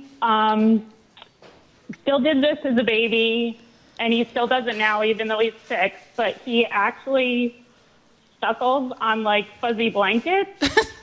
So I think he pretty much thinks I'm his mom and imprinted on me. But, yeah, I mean, because he actually went through, like, a failed Craigslist adoption before I brought him home. So, like, he must have been really young. Oh, that's adorable. Yeah. These stories about people having to give up their pets or failed adoptions, don't they just kill you, Erin? They do. They're tough. Yeah, they do. But, I mean, I consider myself very lucky because I have him now. So That's right. That's very good. That's very good. Thank you for that call, Erin. Mike from Framingham, can you move this one up a little bit, you guys, so I can read the bottom of it? He says he has a dumpster rescue cat that he loves so much. He has a Ring camera, and when Mike is away, he will meow at his cat, and the cat will meow back over the Ring camera. How about that one? That is, and it's like the people who actually are able to talk to their pets from their home because they have either a Ring camera or something like that. The pet comes right to the camera and sits and kind of listens to them, and then turns around and looks for them, and of course they're not there because they're at work. This story from Marty from Cambridge is actually perfect. It goes to my earlier joke. There's a story. Marty from Cambridge tells us a story that a pet-loving priest friend told him and his family. A dog thinks, quote, "My human takes care of me, feeds me, cuddles me, takes me on adventures, plays with me, does everything for me. Human must be a god. A cat thinks, this human takes care of me, feeds me, cuddles me, spoils me, plays with me. I must be a god." Like, again, fundamental difference between dogs and cats. That's a good one. Janice in Harwich, thank you for calling. Yes, hi. Thank you very Janice. much. Hi. I just wanted to say I have my cat Jingles, who just turned 19 years old. I rescued her from outdoors. I had to have a heart trap. She was born outdoors. I rescued her and her sister Cleo. Cleo passed away about 6 years ago, but Jingles has asthma. She has a thyroid condition, and I just discovered that she might have some early kidney issues. So she's 19 years old. Oh, she's 19, yeah. All my pets have been rescues, and not just rescues from shelters, but rescues from outdoors that people have abandoned their pets. I had You're a good person, Janice. Yeah, only one I got from a shelter, and that cat, Sunny, had been abandoned by his original owner, brought to the shelter, picked up, abandoned by that owner, brought back to the shelter, and then I got him, and I had him his whole life, and he died of kidney failure. So when you talk, Andrea, you talk about the grieving process. It is awful. It is terrible. I'm 69 years old now. I'm never going to get another cat after Jingles because I just can't go through the grieving process. It takes a lot out of you. It really does. Janice, thank you, though, for sharing that, but also for saving animals. I mean, when I wasn't kidding when I said you're a good person. I don't understand how anybody can abandon an animal. People also abandon children, so I guess maybe it's, I don't know why I'm still astounded, but to be a person who rescues them, I think makes you very special. Well, one of these stories, this one is from CNN, talks about pets can boost well-being as much as a husband or wife, and that we really should be more accommodating because a lot of places won't let you have animals. Right. And especially places for older people, that maybe senior housing and stuff like that. And they're saying it's a big, big mistake. We should be much more accommodating to people with their pets. And there were really sad stories with people who can't afford their pets anymore because veterinary bills have become so expensive and medicines for the animals has become so expensive. Well, how often do you see someone who's unhoused on the street, but they have their pet with them, and they will not give that pet up, and they are doing their best to keep that pet warm and to shelter them, and they're sharing whatever food they have with them? We often discount what we consider to be less of species in our lives and somehow think that they're less valuable. I'm a fanatic on it. I don't believe that at all. Well, I read that statistic before. Supposedly 56 of people, dog owners, think their dog is their soulmate. And, maybe the spouse, if there is one, comes in a distant third or fourth or fifth. And if a choice to get rid of the pet, to get rid of the dog, or get rid of the spouse, it's often a toss-up, Andrea. Todd from Attleboro. Hi, Todd. What do you think? Hello? Hi. Yeah, hi. Oh, hey, I didn't know it was me. Sorry. So I've had a Pomeranian for about 17 years, and we lost her last year. Oh, sorry. She was my husband's first dog because he moved here from Egypt. I had the dog before him. So he was always kind of jealous of her and the relationship, but I worked really hard to, make him feel good and tell him, okay, walk her more, feed her, play with her. He adapted from, okay, the dog can't come in the bedroom to she can't sleep on the bed to sleeping between us in the bed. So the dog really changed him. That's great. And I tell people I was more the dog's therapy support human than she was my therapy support dog. Todd, that's right next to me laughing about this. That's great, though. I mean, Pomeranians are such great, adorable little dogs too. That's a great story. That's a great dog. Thank you very much for that call, Todd. Woody, the UPS driver, he texts us all the time. He says, "I love my wife and I love my family, but my dog Georgia is my best friend by far." And Dick from Chelsea says, "It's been said that dogs have owners and cats have staff." That's right. That's very true. Yeah. But also think about it in these terms. When you're in a relationship with a human being, they have their problems. They have things that they want you to listen to them, and you should. That's part of being in a relationship. Pets listen to you unconditionally. They're just attuned to the sound of your voice. Yeah. And they're empathetic. My sister has a golden doodle named Sage, who is the most empathetic dog in the world. And he looks at you with these little eyes. She says, one time she did something or said something, and she looked at him and his feelings were actually hurt. She could see it. She absolutely adores this dog. My brother adores his dog. Everybody in my family, it's mostly dogs. But their pets are treated really well because in part because they offer unconditional love, and they add that love to the family. Exactly. No, I mean they're great, and they're happy to see you when you come home. That isn't always true of members of your family. Now, James from the car, and dogs will never lock you out of the house. That's right. James from the car says, "I always had cats growing up. My wife of 10 years decided she wanted a dog, so we adopted one. A year later, divorced." Oh, but is he connecting those two things, or I think he's connecting. I don't know. Maybe he was an obnoxious guy. I don't know, James. Maybe you are. Maybe you're not. And he doesn't say if they got divorced because the dogs and the cats didn't get along. We'll have to have James text back before the end of the show, which is almost over. James, we want to know what the soap opera really entails here. Now, Edgar B. Hurth III is here. Are you a cat man, a dog man, or do you have neither at the moment? I have neither at the moment, but I grew up with dogs. Yes. My mom was very anti-cat. Apparently, she had like a fever dream when she had scarlet fever as a child, and cats were coming after her. So she was scarred. But we always had dogs. Yes.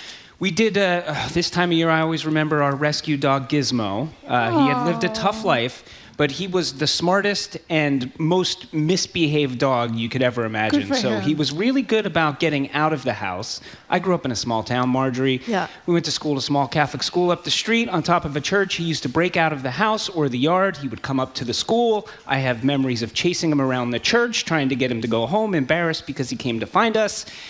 It was a lot. It was a lot. Now, But do I you loved think him. I do you loved think him. your mother felt Gizmo was her soulmate? No, absolutely No? not. I think my mom tolerated all animals. Okay. But I think my dad does have a little bit of that. You know, my brother has it too, and my sister, my older sister, has that thing with animals where there is that kind of special connection. Like, I love animals, but not in the same way as my dad and my older sister and my younger brother. I'm like They- your they sister. have My that dad thing. was that kind of dad So too. the cat would have to meow a lot to get Edgar's attention is the way we're ending this thing, I think. I think Yeah. that's I think probably that's the absolutely case. Yeah, I true. think that's fair to say. Okay, what's going on in the Culture Show? Culture Show, well, it's the end of the year, Marjorie. It is, And so yes. there's lots of end-of-year lists coming my at us. God, So I we're going to can't go even over some imagine. of those. Yeah, we've got Spotify Wrapped, and Apple Music has theirs. New York Times Cooking has a list out. NPR has a list of books. I mean, there's so many year-end lists. So we're going to talk about some of those, and then we're going to just talk about the nature of year-end lists. And we're also going to look at some of the words of the year that have come out. We're going to remember the great playwright Tom Stoppard, talk a little bit about his great. legacy, who passed away this Talk week. about Yeah, leaving so- an imprint. Yeah, I mean, unbelievable. Yeah. And what a facility with language. Right. And he did a lot of stuff, I mean, I think even people who are not theater people maybe don't realize how much film work he did, up to and including very quietly working on some of the Raiders of the Lost Ark movies and some of the Star Wars stuff. And, Shakespeare in Love. Shakespeare in Love. He wrote the screenplay. Unbelievable. Yeah, which was a gorgeous, Unbelievable. wonderful Good movie. show. So stick All right, around Edgar, for thank that. you. We're going to be right here at the library. Okay, thank you very much, Edgar. And thank you all for listening to another edition of BPR. Thanks for coming down to see the show at the BPL. Keep up with us 24/7 by way of our podcast or check out our TikTok page at Boston Public Radio. If you tune in on Monday, Jim will be back hosting with me. We'll speak with former Globe editor Brian McGrory, Emily Norton, and Patrick Heron from the Charles and Mystic River Watershed Associations. James Beard-winning cookbook author Dory Greenspan is going to be here with her latest. I can talk to her about making cakes or not making cakes. And we'll have our food policy analyst Corby Kummer. Our wonderful crew is Zoe Matthews, Aidan Connolly, Nicole Garcia, and Hannah Loss. Our engineer is John the Claw Parker. Our executive producer is Jamie Bologna. Special thanks to our BPL staff. That would be Maddie Geyer, Cullen Cockrell, Patrick Lally, and Juan Jose Cadena. Thanks too to our hosts at the Newsfeed Cafe and right across the street at the Lenox Hotel. Please stay tuned for the Culture Show's Week in Review. That starts immediately after us on 89.7 GBH, live from the BPL studio. Marjorie, it's always a pleasure. Yeah, thank you so much for coming in today, Andrew. It was great talking about, people that chop up their bodies with you and Sue O'Connell. It was a highlight of the Today's Show. Thank you very much. Always a pleasure. Thank you very much for joining us. I'm Marjorie Egan. She's Andrew Cabral. I hope you have a great weekend. Hope you can tune in on Monday, and thank you for tuning in today.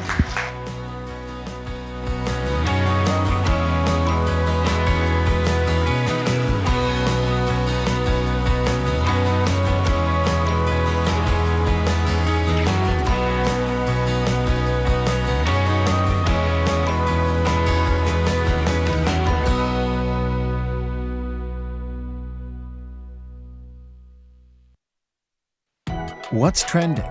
What's interesting? What's going on around town? We're talking all things arts and culture on The Culture Show, next on GBH 89.7. Funding for our programs comes from you. And Revels. Audiences can experience the joy of the holiday season with Midwinter Revels, a Scandinavian story for Christmas. December 12th through 28th at Sanders Theater, Harvard University.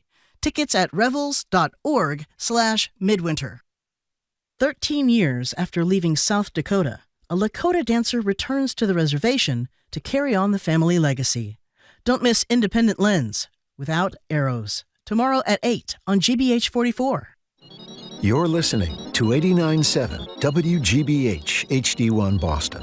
Online at gbhnews.org.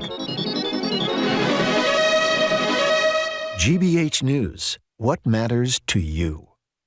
I'm Edgar B. Herwick III. This is The Culture Show. Coming up on our Arts and Culture Weekend Review, the defining words of 2025 are out. From the tech-inflected vibe coding to a word that doesn't even have letters, I'm talking about 6-7, and Oxford Dictionary's nod to the nomenclature is rage bait. I'm as mad as hell, and I'm not gonna take this anymore! And speaking of rage bait, the British are fanning the Yule log flames, declaring that Die Hard is not a Christmas movie. It's Christmas. This is John. He just wants to spend Christmas with the family. But when he gets stuck at the office party, Merry Christmas!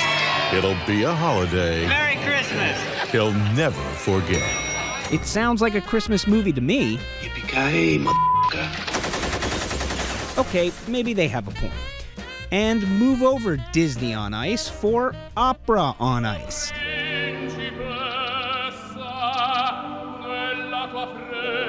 In northern Italy, a city is on thin ice for building a skating rink around a statue of the famed tenor Luciano Pavarati, outraging locals and his family. Then we remember a legend of the stage, Tom Stoppard. The playwright was a master of wordplay, sweeping epics, and sprawling ideas, who also made his mark on film, from writing dialogue for Indiana Jones and Obi-Wan Kenobi, the screenplay for the Oscar-winning film Shakespeare in Love. The Queen of England does not attend exhibitions of public lewdness, so something is out of joint. Yes, the illusion is remarkable, but I know something of a woman and a man's profession. Yes, by God, I do know about that. And with the holidays nearly here, Spotify has an early gift for users to unwrap.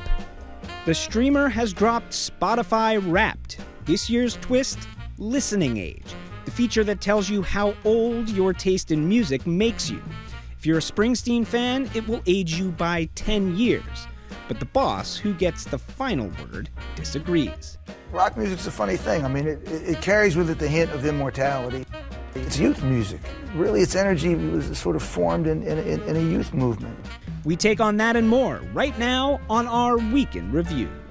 The Culture Show is made possible in part by a generous contribution from the Fiducia Fund, proud to support this station's art and culture programming. I'll just kill that. Thank you. Hello, hello, hello. All right, welcome to the Culture Show live from the Boston Public Library. Hey, and we're also streaming live at the GBH News YouTube channel. I'm Edgar B. Herwick III. I'm Joyce Cole-Haywick. I'm Lisa Simmons. There we go, and we're going over the week's top arts and culture headlines, starting with the 2025 words of the year, the handful of terms that managed to distill a year, defined by online overload, cultural friction, and changing moods. So, most of the major English language dictionaries have released their word of the year, and we thought we'd go through a few of them. So, we're going to start with dictionary.com, the up-and-comer, the online dictionary. No physical space for them. But they are based in Northern California, just in case you're worried, and their word of the year is... 6-7, which is slang, and it doesn't actually have a definition. So if you go to dictionary.com, the whole definition is just in parentheses. It just says used to indicate swagger or insider status in internet and youth culture. What do we make of 6-7. Oh, I'm so sick of 6-7 already. I mean, and I'm sure it's already out. It is. It's been out forever. Within 10 seconds. It's retro of now. being Now in. it's retro cool But that's already. the point, to right? use It's, yes, 6-7, exactly. No, it But just that's means nothing. Yeah. And it's just the idea It means that if you're using it, it's to flummox everybody who isn't in your age group, which is fine. I love that.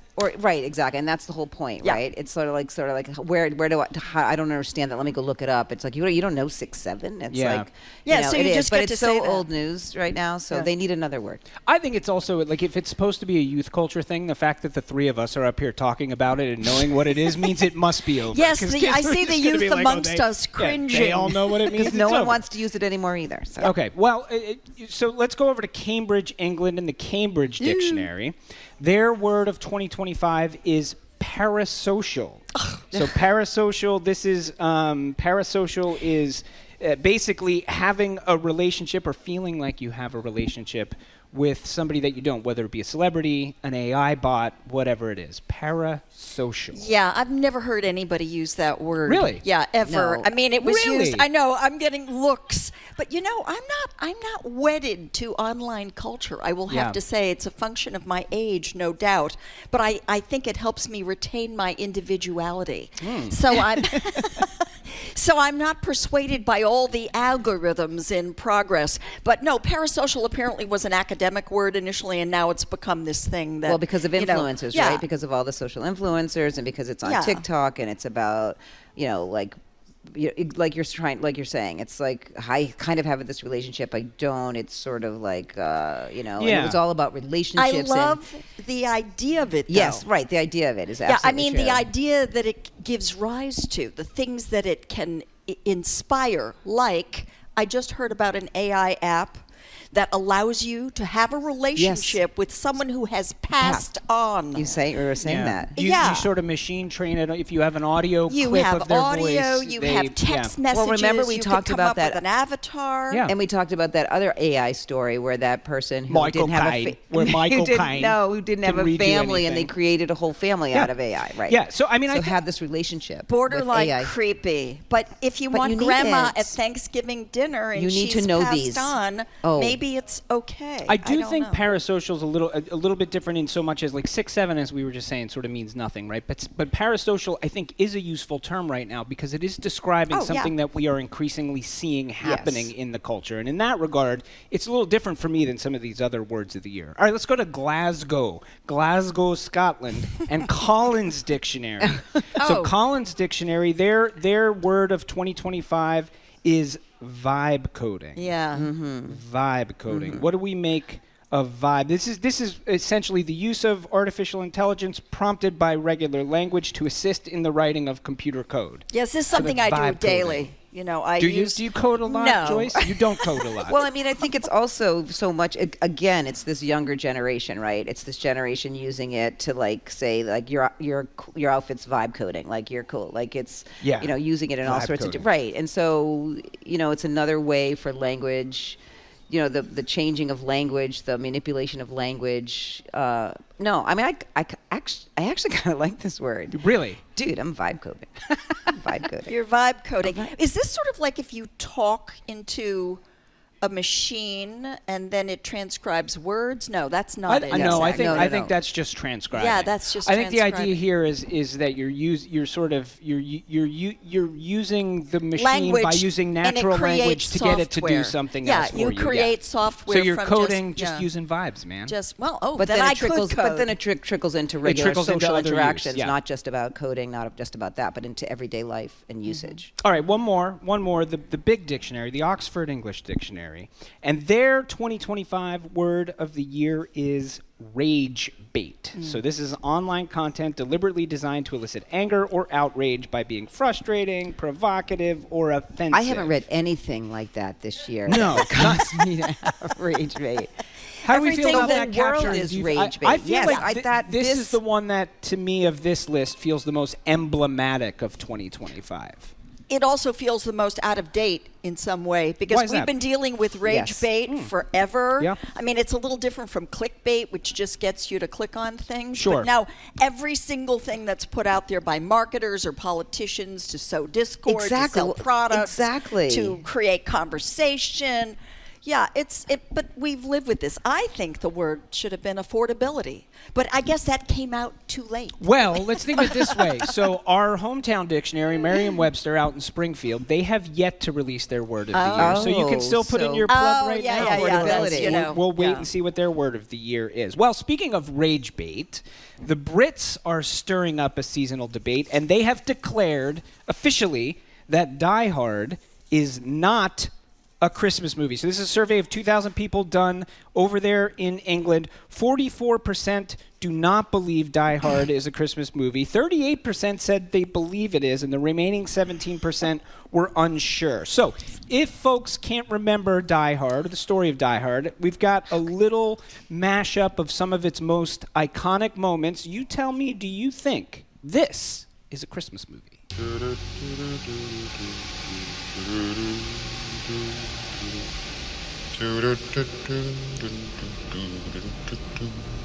Come out to the coast. We'll get together, have a few laughs. You are done. No more table. Where are you going, pal? Next time you have a chance to kill someone, don't hesitate.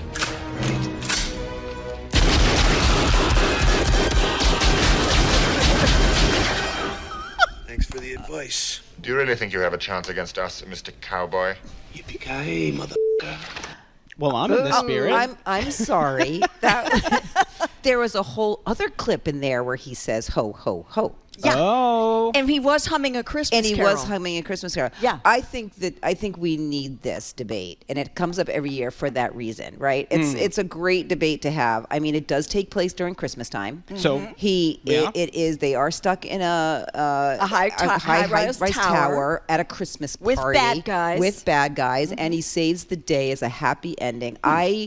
Yes, I mean, what are the Brits doing? You know, giving us all this information and actually weighing in on this, because this is what they do, and I think that's fine, and I think it's fun, and I think it's low stakes argument, and I think we need to continue to have this argument every year because you know what? I think Die Hard is a Christmas movie. This is absolutely a Christmas movie. Really? So we have two absolutely Christmas movies. Two absolute movies. Yeah. Bruce Willis saves the day. Outlaw, cowboy, saves his marriage, saves all those people. But saves Christmas. It's like Are those Christmas themes? Or yes, and the theme of brotherhood, redemption, Bruce Willis, redemption, savior. He forms that relationship with that other lone cop on the ground. Yep. It's those two against all the nitwits, they might even have had coffee and together. And if you are not yet convinced, we've got an image. If you're down here at the library, check out the screens. If you can also see this on our stream on our YouTube channel, this is the iconic shot of Bruce Willis in the air duct, made into an ornament. I mean, that looks pretty Christmassy. There it is. It's Christmassy pretty to me. And it's funny. It takes place on really Christmas funny, Eve. It is a really good movie. It is really lighthearted and nice. So one of the things I find really interesting is that we have chosen to have this debate over this movie. When I always wonder, why aren't we talking about these there are tons of movies that we don't categorize as Christmas movies that take place at Christmas. Here's my short list. Eyes Wide Shut. Totally at Christmas. Actually, no. Batman Returns. Whole thing takes place at Christmas. It's a Batman movie. movie. Kiss Bang Bang. Whole thing's at Christmas. The Apartment. The Thin Man. No. All of these movies. The Thin Man. Yes, that's true. The Thin Man. I just find it interesting that we've zeroed in on this one, which is arguably maybe it's Christmas, maybe it's not. Where there's lots of movies that take place at Christmas that aren't typically on their face Christmas movies that we don't have this debate about. Because this rings all the themes of Christmas. Okay. It involves good triumphing over evil. It involves brotherhood. It involves trying to save people at this wonderful time of life who are in danger. It involves an American hero. And there are just so many things about it, and it all turns out just fine. And you know what? Sometimes you don't have a reason. Sometimes it's just been the debate for years and years and years, and we continue it because it's fun. Because it's a tradition. It's a like tradition. Christmas. Like Christmas. In that way, it is very Christmas. It's an alternative to some more sentimental fare. Okay, so if we consider this debate a little bit of rage bait, now we're going to start to transition into actual rage, which is out there right now, including in Pesaro, Italy, where they've discovered a new winter sport, high-fiving Luciano Pavarati. So the city, which is about 100,000 people, they built a holiday ice rink around this statue of Luciano Pavarati, which had been put up a few years ago. And if you're here at the library, you can check out the screens. If you're streaming us on our YouTube channel, you can have a look here. So this was a statue that went up with much fanfare. His family was there at the release of this statue. And then they built a holiday rink around it. They have clearly not thought it through too much. There's some plexiglass around him, and he looks like he's coming up through the floorboards of a really cheap theater or something, and his family is not happy Nobody's about this. happy. Yeah. Well, the mayor was the happy. mayor. Well, the mayor apologized. The mayor of the town started by putting on social media pictures of like Pavarati kind of faked out like he's playing hockey and urging people to give him a high five. Oh, that clanged. Well, that of course, because you know something. It's incredible. I mean, they have a point. It's a little bit disrespectful. The reality too is that this just went up in 2024, and it was this whole ribbon cutting, everything in this beautiful park. And here's Pavarati because he is, the honorary citizen of this town, and everyone was really happy. And then they're like, oh wait, it's winter. We need to do. That's where we used to put our ice skating. So what we want to protect him. That's just why they put the plexiglass around him. Yeah. And that was an unfortunate aesthetic decision. Clearly, I mean, they have this They weren't statue. thinking. Honestly, I looked at it. I just burst out It is laughing. funny. I thought it's so wrong-headed. He looks like he's coming trapped submerged in the ice. He's trapped in the Like ice. he's Like help trapped. me. Yeah, either he's Behind dropped glass. through the stage, There are which is many not other an aesthetic okay choices joke. they could have made. They could have built something around the base of the statue. They could have put a floral Christmas arrangement. Yeah, around it. I think there's any number of It things was they could so have done to such- absurd. I gotta that be honest. People actually resigned over this. Politicians got into a big fight over it in this Italian town where he had a villa, and it does look disrespectful and stupid. It looks so ridiculous. To his credit, the mayor has apologized to the family. Yes. There was a little bit of blaming among the city council about who knew what when. But I will say this. Listen, if I am lucky enough to have a statue built of me after I am dead, and that happens to it, I'd be all for it. I'd be like, that's kind of this looks like an insult. Kind of great. This looks like don't talk to me. I'm half Italian. I am insulted by this statue. And I see why the people are arguing. This is absolutely I can an see insult. feeling troubled though, because I do love a good ice skate. So it's festive. And you're saying And what, around this is Pavarati, the but only this is square not. in It's, Pesaro? apparently it is. Apparently, right in front of the according to Opera city House. officials, the rink was inserted around the statue because it not be relocated because of safety and space issues. Okay, well then they should have done better by Pavarati. Or they just shouldn't have done the ice skating rink. But okay. More building and rage. J.P. Morgan. The world's largest bank has a new global headquarters. They've muscled their way into the midtown Manhattan skyline. This is a pretty big skyscraper that critics are describing as an eco-obscenity. If you're here at the library, we've got an image. This is J.P. Morgan's new global headquarters in midtown Manhattan, skying over an already tall skyline. And it sounds like there's at least a little bit of pushback to this. It's a big, bloated monument to a big, bloated company with big, bloated assets. And I think they make $4 billion a week is the staggering statistic. Which is why they only I paid mentioned. $4 billion for it. It wasn't anything. But I looked at the spaces inside. Actually, they look pretty exciting, and pretty beautiful inside. It is eco-friendly. Instead of there aren't a lot of emissions. But who's the building for? Right? It's a It's private for company. It's JP for the Morgan. 10,000 J.P. Morgan employees. They were in this space before. They had just renovated a green building for themselves, and for some reason said, "Well, no, that's not good enough. We're going to take this down." I think, it's in Midtown. It's taking up like however many city blocks. And I mean, I can see just one city block. Just one, and it's a narrow strip, so it's narrow in the width, and it's very tall, and it has huge volume inside. Yes. So that they can have no columns in there. I looked at this last night with my husband, who's who's an architect. What does he think of it? Well, he thinks it's a big, bloated, ugly thing, which he reminded me replaced a very elegant, that's what I'm saying, building designed by a woman, I might add, Natalie Dubois from Skidmore, Owings and Merrill, and it looks very much of the Mad Men era, and it's much more elegant and sleek, etc. This is clearly maximized for space.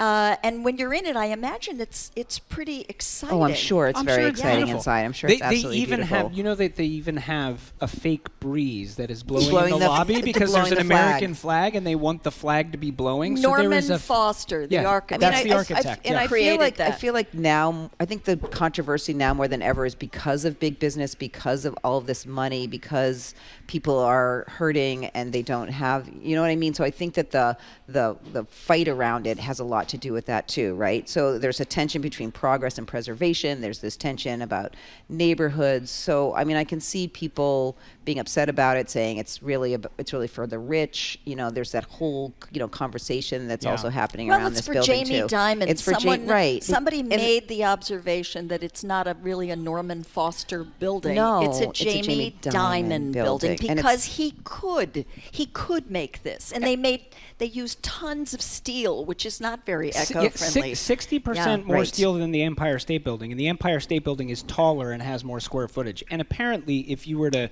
hammer all of that steel down into a belt that was 30 millimeters wide and 5 millimeters thick, it would wrap around the Earth twice. Which is That's just a lot what of steel. J.P. Morgan wants to do. They want to wrap around the world thing? Twice. I mean, so I think that's it. I think they're looking at inequality and corporate power and all this stuff. Important to point out that Foster designed the MFA edition here in Boston. I hear all of this. Is he doing the White House? They just fired their architect. I know. Or removed him to a lesser role. Yeah, because Trump wanted a more bloated building. I feel like I have learned, though, over the years, especially with architecture, not to judge too soon. You never know how neighborhoods are going to change. I mean, I think about the fact that when the Twin Towers went up, everybody was like, are those the boxes that the Chrysler building came in? People hated them. There was a group of artists in Paris who were very against the Eiffel Tower when it went up, saying this is an embarrassment for Paris. And now it's an iconic. I have learned to hold my tongue when it comes to architecture. Remember the Hancock Tower and all the glass falling out? People were thinking it was ridiculous, and it was, so. All right, well, don't go anywhere. Coming up, we've got a look at Tom Stoppard's legacy, the writer who turned wit and wordplay and inquiry into some of the most defining plays of the last half-century. That and much, much more is next on The Culture Show. Stay with us. The Culture Show is made possible in part by a generous contribution from the Fiducia Fund, proud to support this station's arts and culture programming.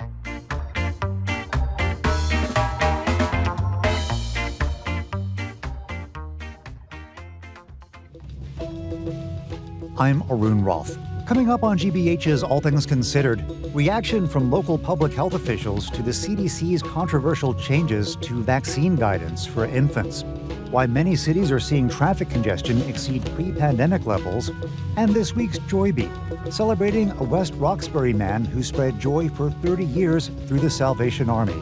That's all starting at 4 on GBH 89.7. Funding for our programs comes from you. And Jose Mateo Ballet Theater, presenting The Nutcracker, bringing Clara's dream world to life with festive sets, sumptuous costumes, and spectacular dancing. At the Strand Theater, December 6th through 21st. Ticket info at ballettheater.org.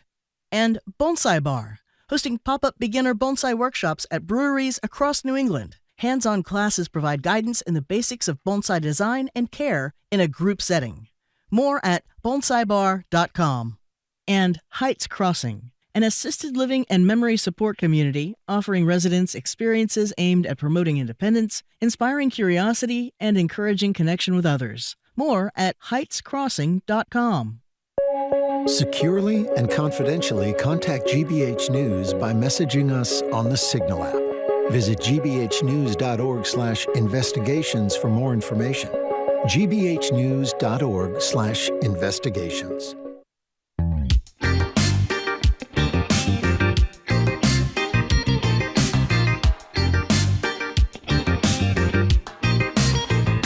Welcome back to The Culture Show. I'm Edgar B. Herwick III, live from our GBH studio at the Boston Public Library. I'm joined by Culture Show contributor Lisa Simmons. She is the artistic and executive director of the Roxbury International Film Festival and program manager at Mass Cultural Council. And I'm also joined by Culture Show contributor Joyce Cole-Haywick. She's an Emmy Award-winning arts and entertainment reporter. Please find her reviews on joyceschoices.com. If you are just tuning in, is our arts and culture week in review, and we were just talking about architecture. We're getting word from our control room that the New York Times is reporting that Frank Gehry, titan of architecture, has died at 96. Wow. He did the Stata Center at MIT, as well as some of the most recognizable buildings in the world. So I'm sure we'll address that a little bit more in the coming week, but big loss in the world of architecture. Speaking of losses, a giant of contemporary theater, playwright Tom Stoppard, died last weekend at the age of 88. A man of inexhaustible ideas who saw in the world things that most of us can't even put into words. He was a force of the stage and the screen. He won 5 Tony Awards. That's 5 for Best Play on Broadway. He also co-wrote or wrote many screenplays, including that for Shakespeare in Love. Joyce, I want to start with you. You are a theater person. Mm-hmm. Tom Stoppard is the consummate theater writer. What do you make of his legacy? Well, I'm thinking about the word that was coined for him, Stoppardian. You know, now there's a word, okay? That's a and word we all of the know what year. it means. But he appeals to so many people because he kind of brought everything to it, sort of like Shakespeare, the contemporary equivalent of Shakespeare. Ferocious intellect, but also an incredible sense of humor. He loved people and their quirks, and he was intensely curious. He loved theorizing about all kinds of subjects, art and theater, and he had the tools at his disposal to execute and then impart all of the ranginess of his thinking through dazzling linguistic gymnastics is the only thing I can call them. But he appealed to so many people, and he had such an interesting background from which to draw. Very much. Because he was born in Czechoslovakia to a Jewish family, ended up in Singapore, then his mother married a Brit, and he was raised by his stepfather and his mother in England. So he gets all of this incredibly global sense of history and references, and he can draw on all of that. And he always said that his plays didn't just come from any one thing, but many, many things that he then attempts to link through ideas, but also incredible wit and humor and real love for people. Yeah. Hence Shakespeare in Love. Let's talk about that. I mean, you're talking about his verbal linguistics or linguistic gymnastics and that wit. Shakespeare in Love, which he co-wrote the screenplay for, and he did a bunch of films, which is, I think, less known in terms of his legacy. But let's hear a little bit from Shakespeare in Love. And this is written by Mark Norman and Tom Stoppard. Get a little sense of that rhythm of language. Son, it's not my fault, Master Shakespeare. I could do it yesterday. Do me a speech. Do me a line. Parting is such sweet sorrow. Another little problem. What do we do now? The show must, you know. Go on. Juliet does not come on for 20 pages. It will be all right. How will it? I don't know. It's a mystery. Excuse me. Sir. Excuse me. No, sir. Can we talk? We have no Juliet.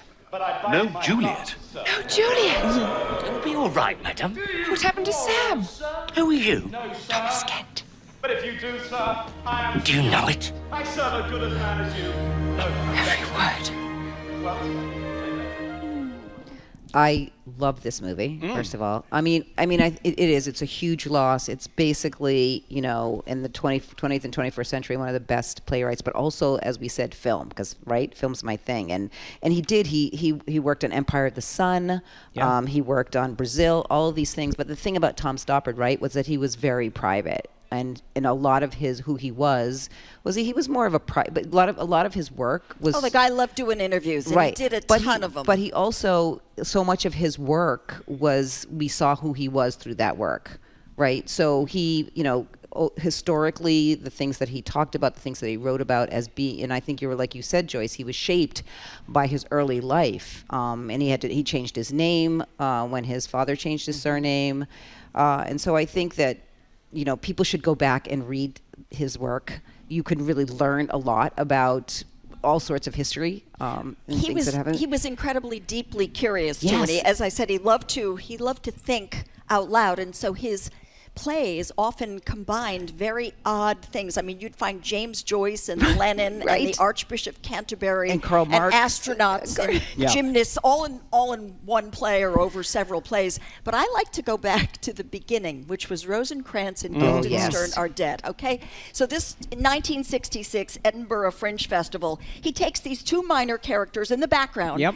puts them in the foreground. Hamlet becomes this minor character. Yep. They don't know what they're doing there. All they have are questions. They're actually trying to set Hamlet up for his demise. But this becomes a springboard for him to examine the meaning of life, our existential dilemma. So there's always, and it's hilarious. I mean, it's really funny. This is the beginning.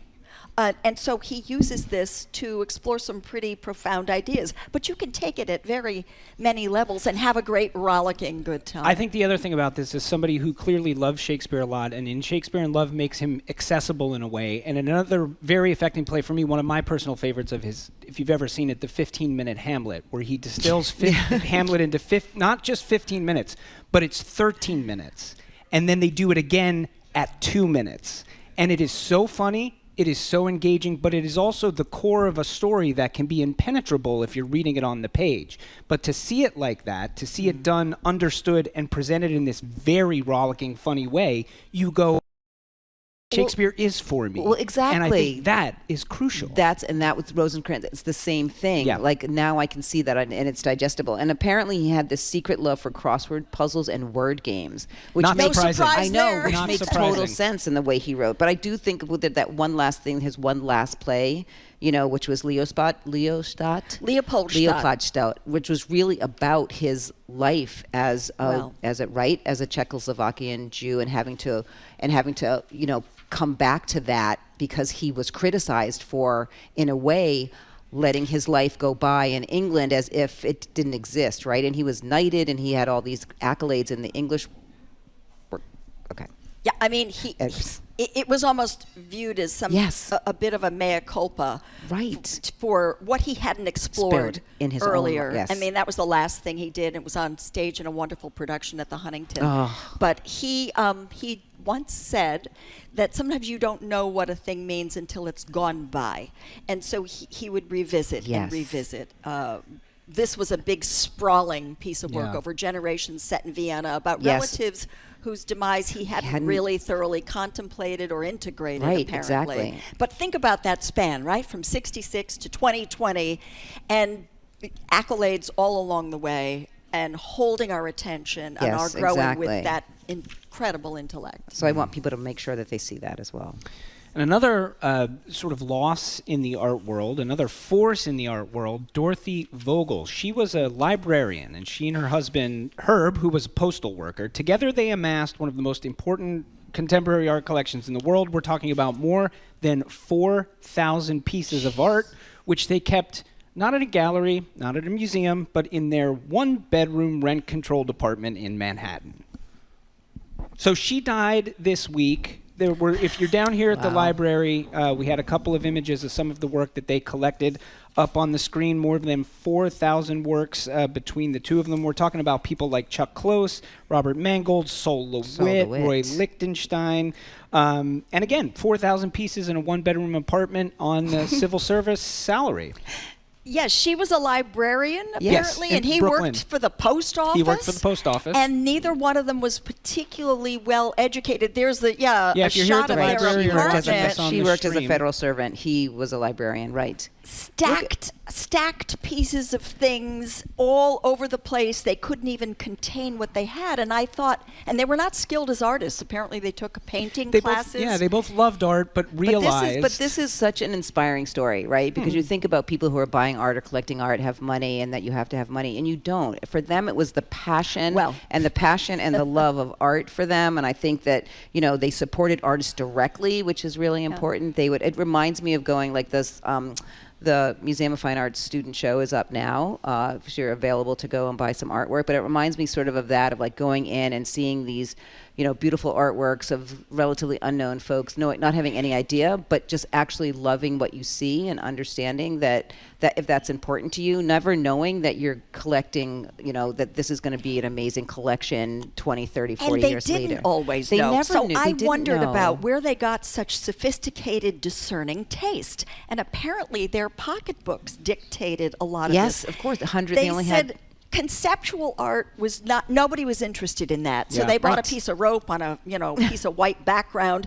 But they said if you live with these things long enough and you have patience, you start to see things there. And they trusted their instincts on that. That's what I loved about it. And they ended up donating things to the National Gallery for free. Yes. And knowing that they could not then be resold as well. So they only were like the best human beings. I know. Ever. Was that they created that 50 Works for 50 States program where they gave some of this work to rural, arts museums or libraries or something like that, so that everyone could have access to it. I mean, it just keeps going. The story of their giving and what they did and what they amassed just keeps going. And not only giving, I mean, the thing is so they bought these works of art over many years, most of them for not that much money. Right. And then the value of these works absolutely went through the roof, and they never sold a work. They never took anything to market, right? And then, as you said, in 92, they basically start gifting to the National Gallery in Washington. Here's what Ms. Vogel said, that she liked the idea that the museum was free. Jared would love that, and it didn't charge admission. And they liked the idea of giving it to the nation. But they got a small stipend, like a yearly stipend, to kind of help them make ends meet from the National Gallery with this gift, but that was it. They could have sold just one of these pieces of work and lived like a king and a queen if they wanted to. If they just had sold that, right. Yeah, no, that wasn't their interest. Clearly, they were open, they were curious, they loved art, they loved each other, so they found partnership in that, the two of them together. So also, this is wonderful. My favorite quote from her, which I think is, in my version of romance, is a very romantic thing. She said, "We didn't set out to live bizarrely." And I sort of feel like if that's the title of a book of the romance of me and my partner, that's a beautiful thing, right? We didn't set out to live bizarrely. Yeah, they were living moment to moment. They were just following what they kind of thought they ought to do. You gotta love it. Exactly. So beautiful stuff. All right, we're going to take a short break, but coming up, we're going to look at Netflix blockbuster deal, just kind of got finalized today. They are buying Warner Brothers and with it HBO. That's a huge deal. That conversation is next on The Culture Show. Stay with us.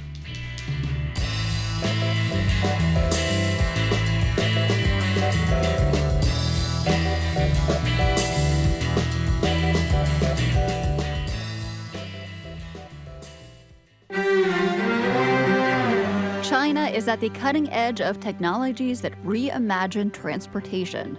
Self-driving cars are only the beginning. Local governments are very aggressive to promote new technology to serve the public here. Get a look at the future of transportation from inside China. That is next time on The World. This afternoon at 3, here on GBH News 89.7. Our programs are made possible thanks to you. And North Shore Music Theater, presenting the 36th anniversary production of their musical version of A Christmas Carol, on stage at Bill Haney's North Shore Music Theater, December 4th through 21st. nsmt.org.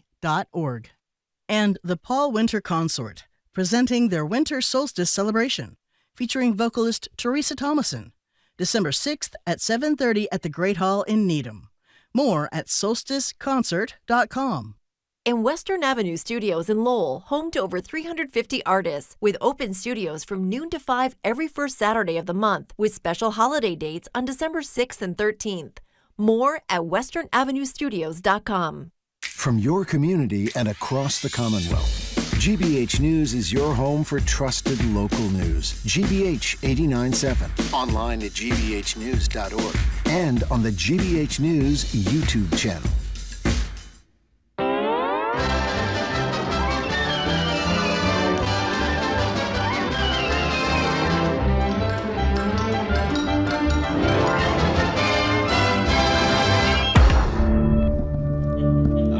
Edgar B. Herwick III, and that was the sound of the future of Hollywood. Yeah. Netflix is set to acquire Warner Brothers and HBO, with it HBO, in a nearly $83 billion deal that is going to reshape the entertainment landscape. The merger would place DC Films, HBO's Prestige series, and a century of studio history under the Netflix banner. If you're just tuning in, this is The Culture Show, live from the Boston Public Library, streaming on the GBH News YouTube channel. We are talking about this and other headlines this week with Lisa Simmons and Joyce Cole-Haywick. Lisa, what do you make of this deal? I mean, it's huge. Yeah. I mean, what can you say? It's like, it's the largest content engine, right, that's going to be created between Netflix and streaming. I mean, I think it's really interesting. There was all this conversation about whether or not Ellison was going to get in this game and pick up Warner Brothers, which no one really wanted to happen for all sorts of reasons. But, you know, I mean, all I could think about is HBO going through another name change? Oh my gosh. Probably. I know, exactly. But I mean, I think it's a lot for everybody. I mean, we've got streaming now. They've got production studios. You know, there's a lot that they can do. They can offer more content. They can do theatrical. They say they're going to keep theatrical, and we all know that's like a whew for theatrical for theaters who really are still trying to figure out how to get people into theaters. The problem is Netflix has never really been a big theatrical, right? Right. So we'll see what that happens. But I mean, I think that everyone's just sort of like breathing a little bit sigh of relief, but also, you know, it still has to pass through the government. Yeah, exactly. So we'll see what happens there. Yeah, exactly. And that's going to be an interesting conversation. I hate this. Yeah. I hate this because it's really concentrating so much power in the hands of just a few people, a single media outlet who is going to be able to control what we see, where we see it. Why would they support theatrical releases of their content even though they've pledged it? And if the guy at the top changes, then what about that guy? He's going to have all this power. And suppose they start imposing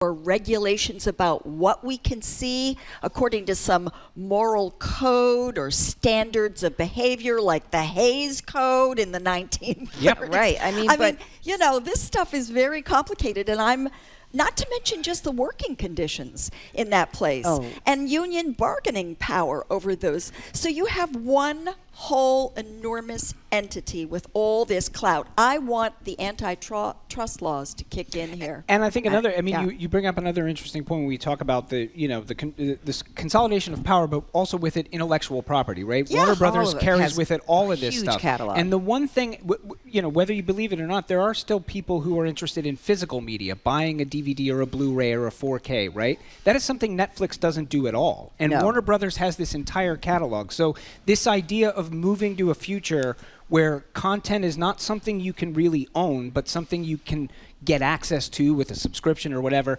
Exactly what you're talking about, Joyce, that idea of, well, they get to choose what they show when, what they give you access to when. And this catalog is huge. I mean, some of the stuff you're talking about. But the question becomes this, though. This was going to happen anyway. Yeah. No, not necessarily. I feel like this is... Warner Brothers was up for sale. Warner Brothers is up for sale. A lot of people were, but I'm just saying for you, it's the lesser of evils. That's sort of what I'm thinking about, is the lesser of evils. I mean, it's true. It's never good when these big conglomerates come together. We always, right? We always lose something, right? But I think what remains to be seen is what do we lose? We do know that it's not going to include. We lose competition and choice. It's true. Yeah, I know. We do. Right. And there's a theme here: bloat. Let's be bigger. Right. Let's own more. Let's make more money. Let's build bigger buildings. Well, speaking of streaming bloated juggernaut, Spotify. They've released Spotify Wrap this week. What a transition. What a transition. Putting an end. We used to get wrapped up in our music at the end of the year, but now every app wants to wrap us up. What started as Spotify's clever recap has become a new kind of digital self-portrait with food, fitness, reading, gaming apps, packaging our habits, and giving them back to us as a gift we never ordered. It raises a larger question. Are these year-end summaries really about us or about how platforms want us to see ourselves? So let's start with Spotify Wrapped. Are you both Spotify users or no? You get your music elsewhere? No, neither of you are. So you don't have to deal with the I do some of my music, but not all of my music. I like what I like. I listen to what I like, and I don't have to worry that some algorithm has, popped something into my notice and that I've accidentally sort of left it on, and then they're going to use that as a way to say that this is my musical taste, or use some data, put it in a data set. See, I know that term, a data set. There you go. that gives you a sense of reality that isn't actually real at all. These realities are sort of created by these algorithms. So are they a mirror or are they not a mirror? Or are they rage bait? Yeah, well, they're all of it. And if you can, but it's important to measure things. But the question is, what's the measurement based on? It's like quantum physics. If you touch it, you change it. If you observe it, it's that. So with the big innovation this year, Spotify Wrapped has been doing this for a couple years, and they give you a bunch of data, right? This is how many hours you listen to this artist, et cetera, and that's pretty simple. But then they always have some clever little thing. This year it told you your age, your listening age. How old are you, as a listener? Do you know what mine was? What? 82 years old. I was 82 I can see years that, old. I'm happy to hear that. Me too, but I can see that. But it's interesting because in talking not just to my friends, younger people, I have yet to meet anybody. Like most people are like, I was 70-something, I was 50-something, I was 40, 67, I was 63, right? So how are they coming up with this number? Okay, they need to retune this is that, how I I looked into how they were coming up with this number. Go on. They look at what you were listening to between the ages of 16 and 21, based on the year you were born. And so then if you're still listening to that music when you're, older and you're now 70, then I guess that can't. That's what they use as the premise. But what happens but how long is So I still love Hendrix. I still listen to Hendrix. Does that mean I'm like 105? Probably. Here's what the Culture Show crew got. So Max, our producer Max, was, this is not a joke, 67. Yeah. 6'7". Kate, our producer, was 70. For the record, neither of these people are anywhere near that year. Our intern, Avery, is 33, according to Spotify Wrapped. And Chelsea says she is a Mel Brooks 1,000-year-old in her music. I think the whole point of this is just for fun. It's just like the other thing. It's just like the Die Hard, right? So it's just like, I can share this, and everyone talks about it, and Spotify's in your mouth, and everyone's listening, and you're like, oh, Spotify says that? I'm not on Spotify. I better get on Spotify, because I need to be part of this conversation when I go visit my friends. So let's talk about some of these other lists. I am happy to know Bad Bunny bested Taylor Swift. Yeah. I do feel very good about that. So I like to think about so you have the Apple Musics, the Spotifys of the world, which are using the data you're used is to kind of create a picture for you, whatever. Do we feel that that's distinct or different from, say, something like Rolling Stone, which has their top 100 albums, or say Pitchfork, which has their top 25 songs, which have been determined by writers, editors, music critics, and they're saying, here's our sort of collective point of view on this year. For you, is that kind of a year-end list different than what you get from Spotify or Apple or something that's generated purely on data? Totally different. Yeah. I'm a critic, so I love to pronounce, but only as a way of stimulating ideas and conversation. And so I want to know what these experts who listen to a lot of music think and how they rank these albums or these songs of the year or these recipes or whatever it is. But Yeah, it is different. It's a curated list as opposed to an aggregated list. Right, and I think it's more, I think you're right, Joyce. I think that you have critics that you follow, you believe in, you trust in, and so that list comes out and you're like, oh wow, I didn't know that. And if Joyce is following that or then I know I won't. Yeah. But I mean I think it's true. I think to have someone take an algorithm of you, it feels a little bit creepy, like you're listening to me, like you're watching me, like you know what I mean? Like you're saying who like a lot of people were like, what are you saying, Spotify? That I'm old? And it's like, but I do think that the critique part, like you have a Rolling Stone, doing albums of the year and, other things. It's a different curated list than what is taken from like my a reader's habit. poll or a listener's poll, which is fine. Just know the source. Let's listen to a little bit of "Love Takes Miles" by Cameron Winter. Now, Pitchfork ranked this as their #1 song of 2025.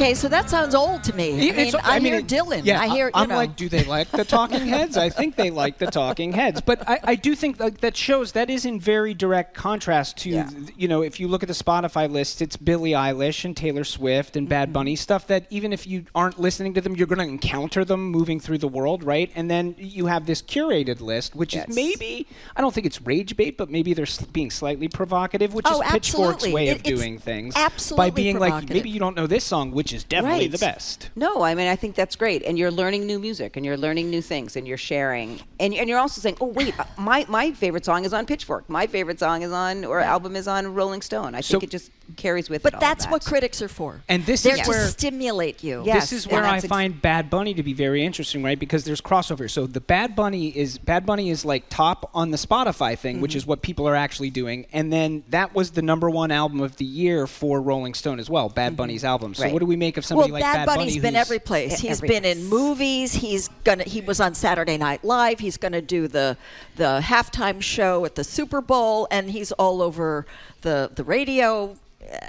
And streaming, etc. Yeah, so it's no surprise. Exactly. Obviously, that's going to bump up. People, if they didn't know them, they're going to listen to them. They're going to continue to listen. So that doesn't surprise me at all. Okay, how about lists in general? So year-end lists. If you want music, we've been talking about it. Movies, New York Times does one. Vulture does one. IndieWire will do one. TV shows, you got the Times, you got Vulture, you got Paste. For books, you've got NPR, you've got the Wall Street Journal, New Yorker. For podcasts, you got the New Yorker. If you want a list of year-end lists, you can go to yearendlist.com where they have a curated list of all the year-end lists. Are we drowning in year-end lists? Yes, do we need them?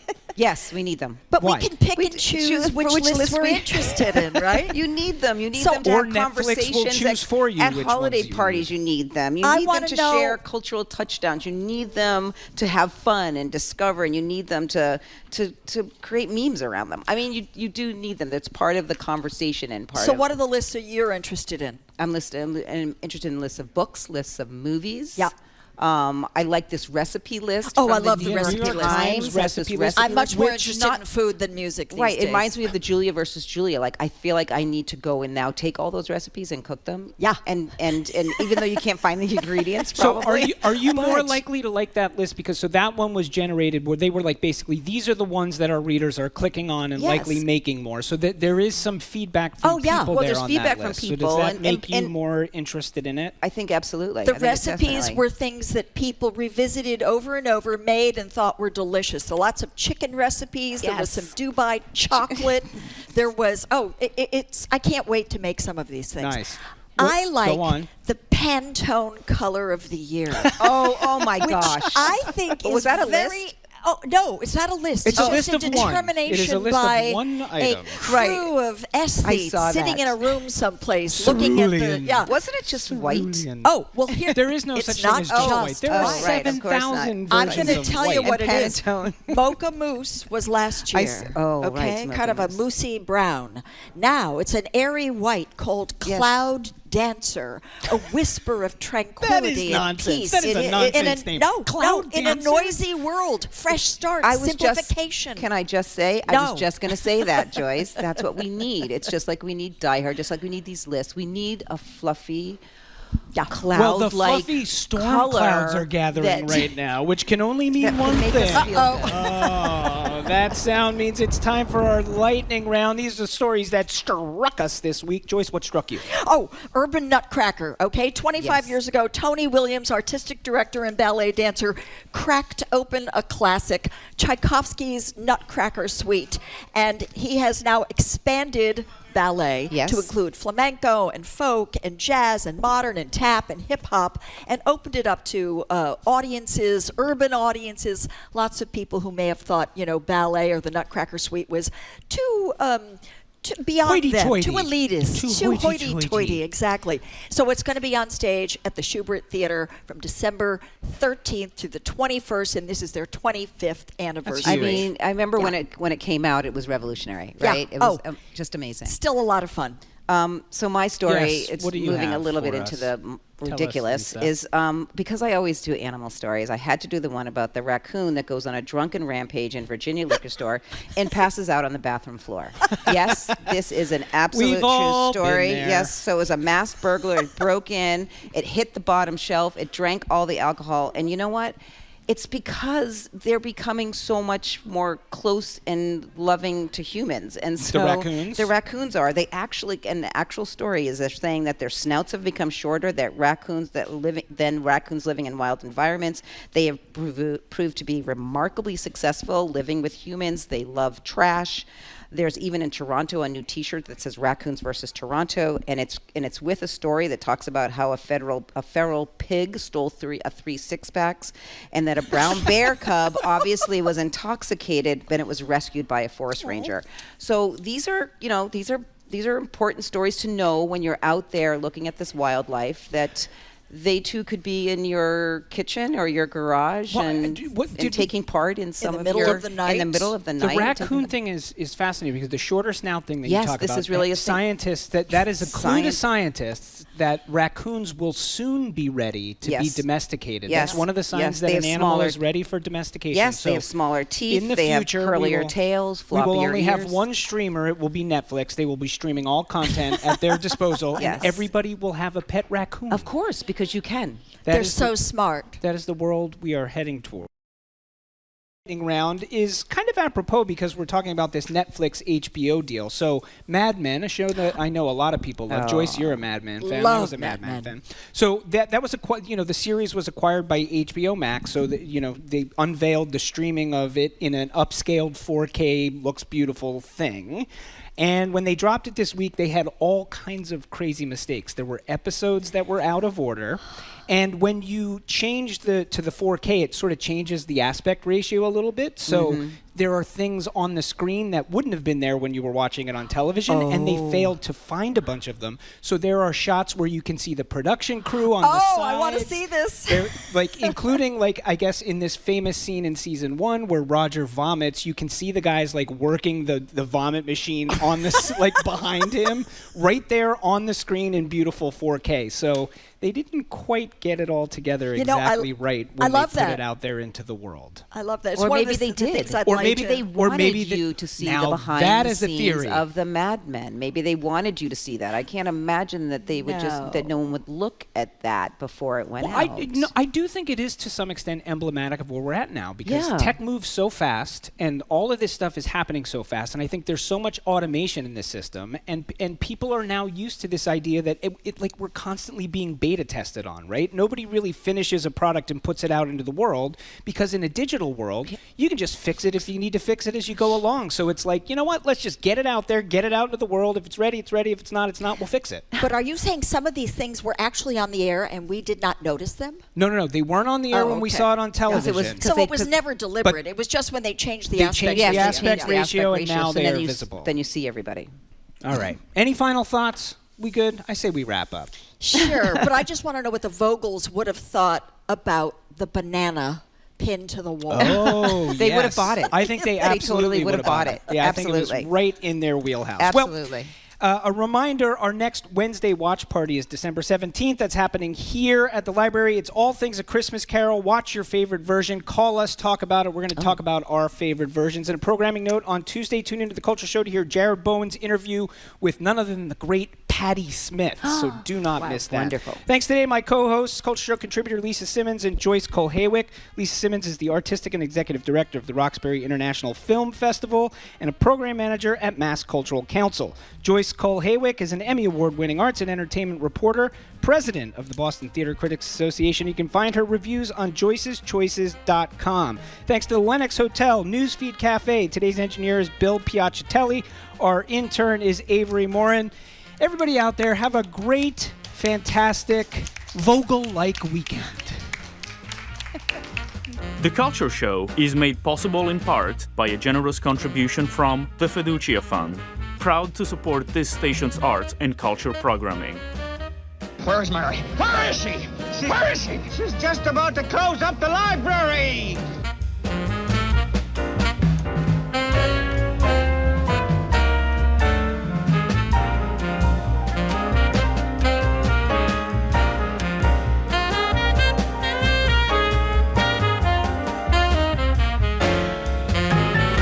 That's why we're here. That's like the most heartwarming thing we can hear. Thank you so much, Susan.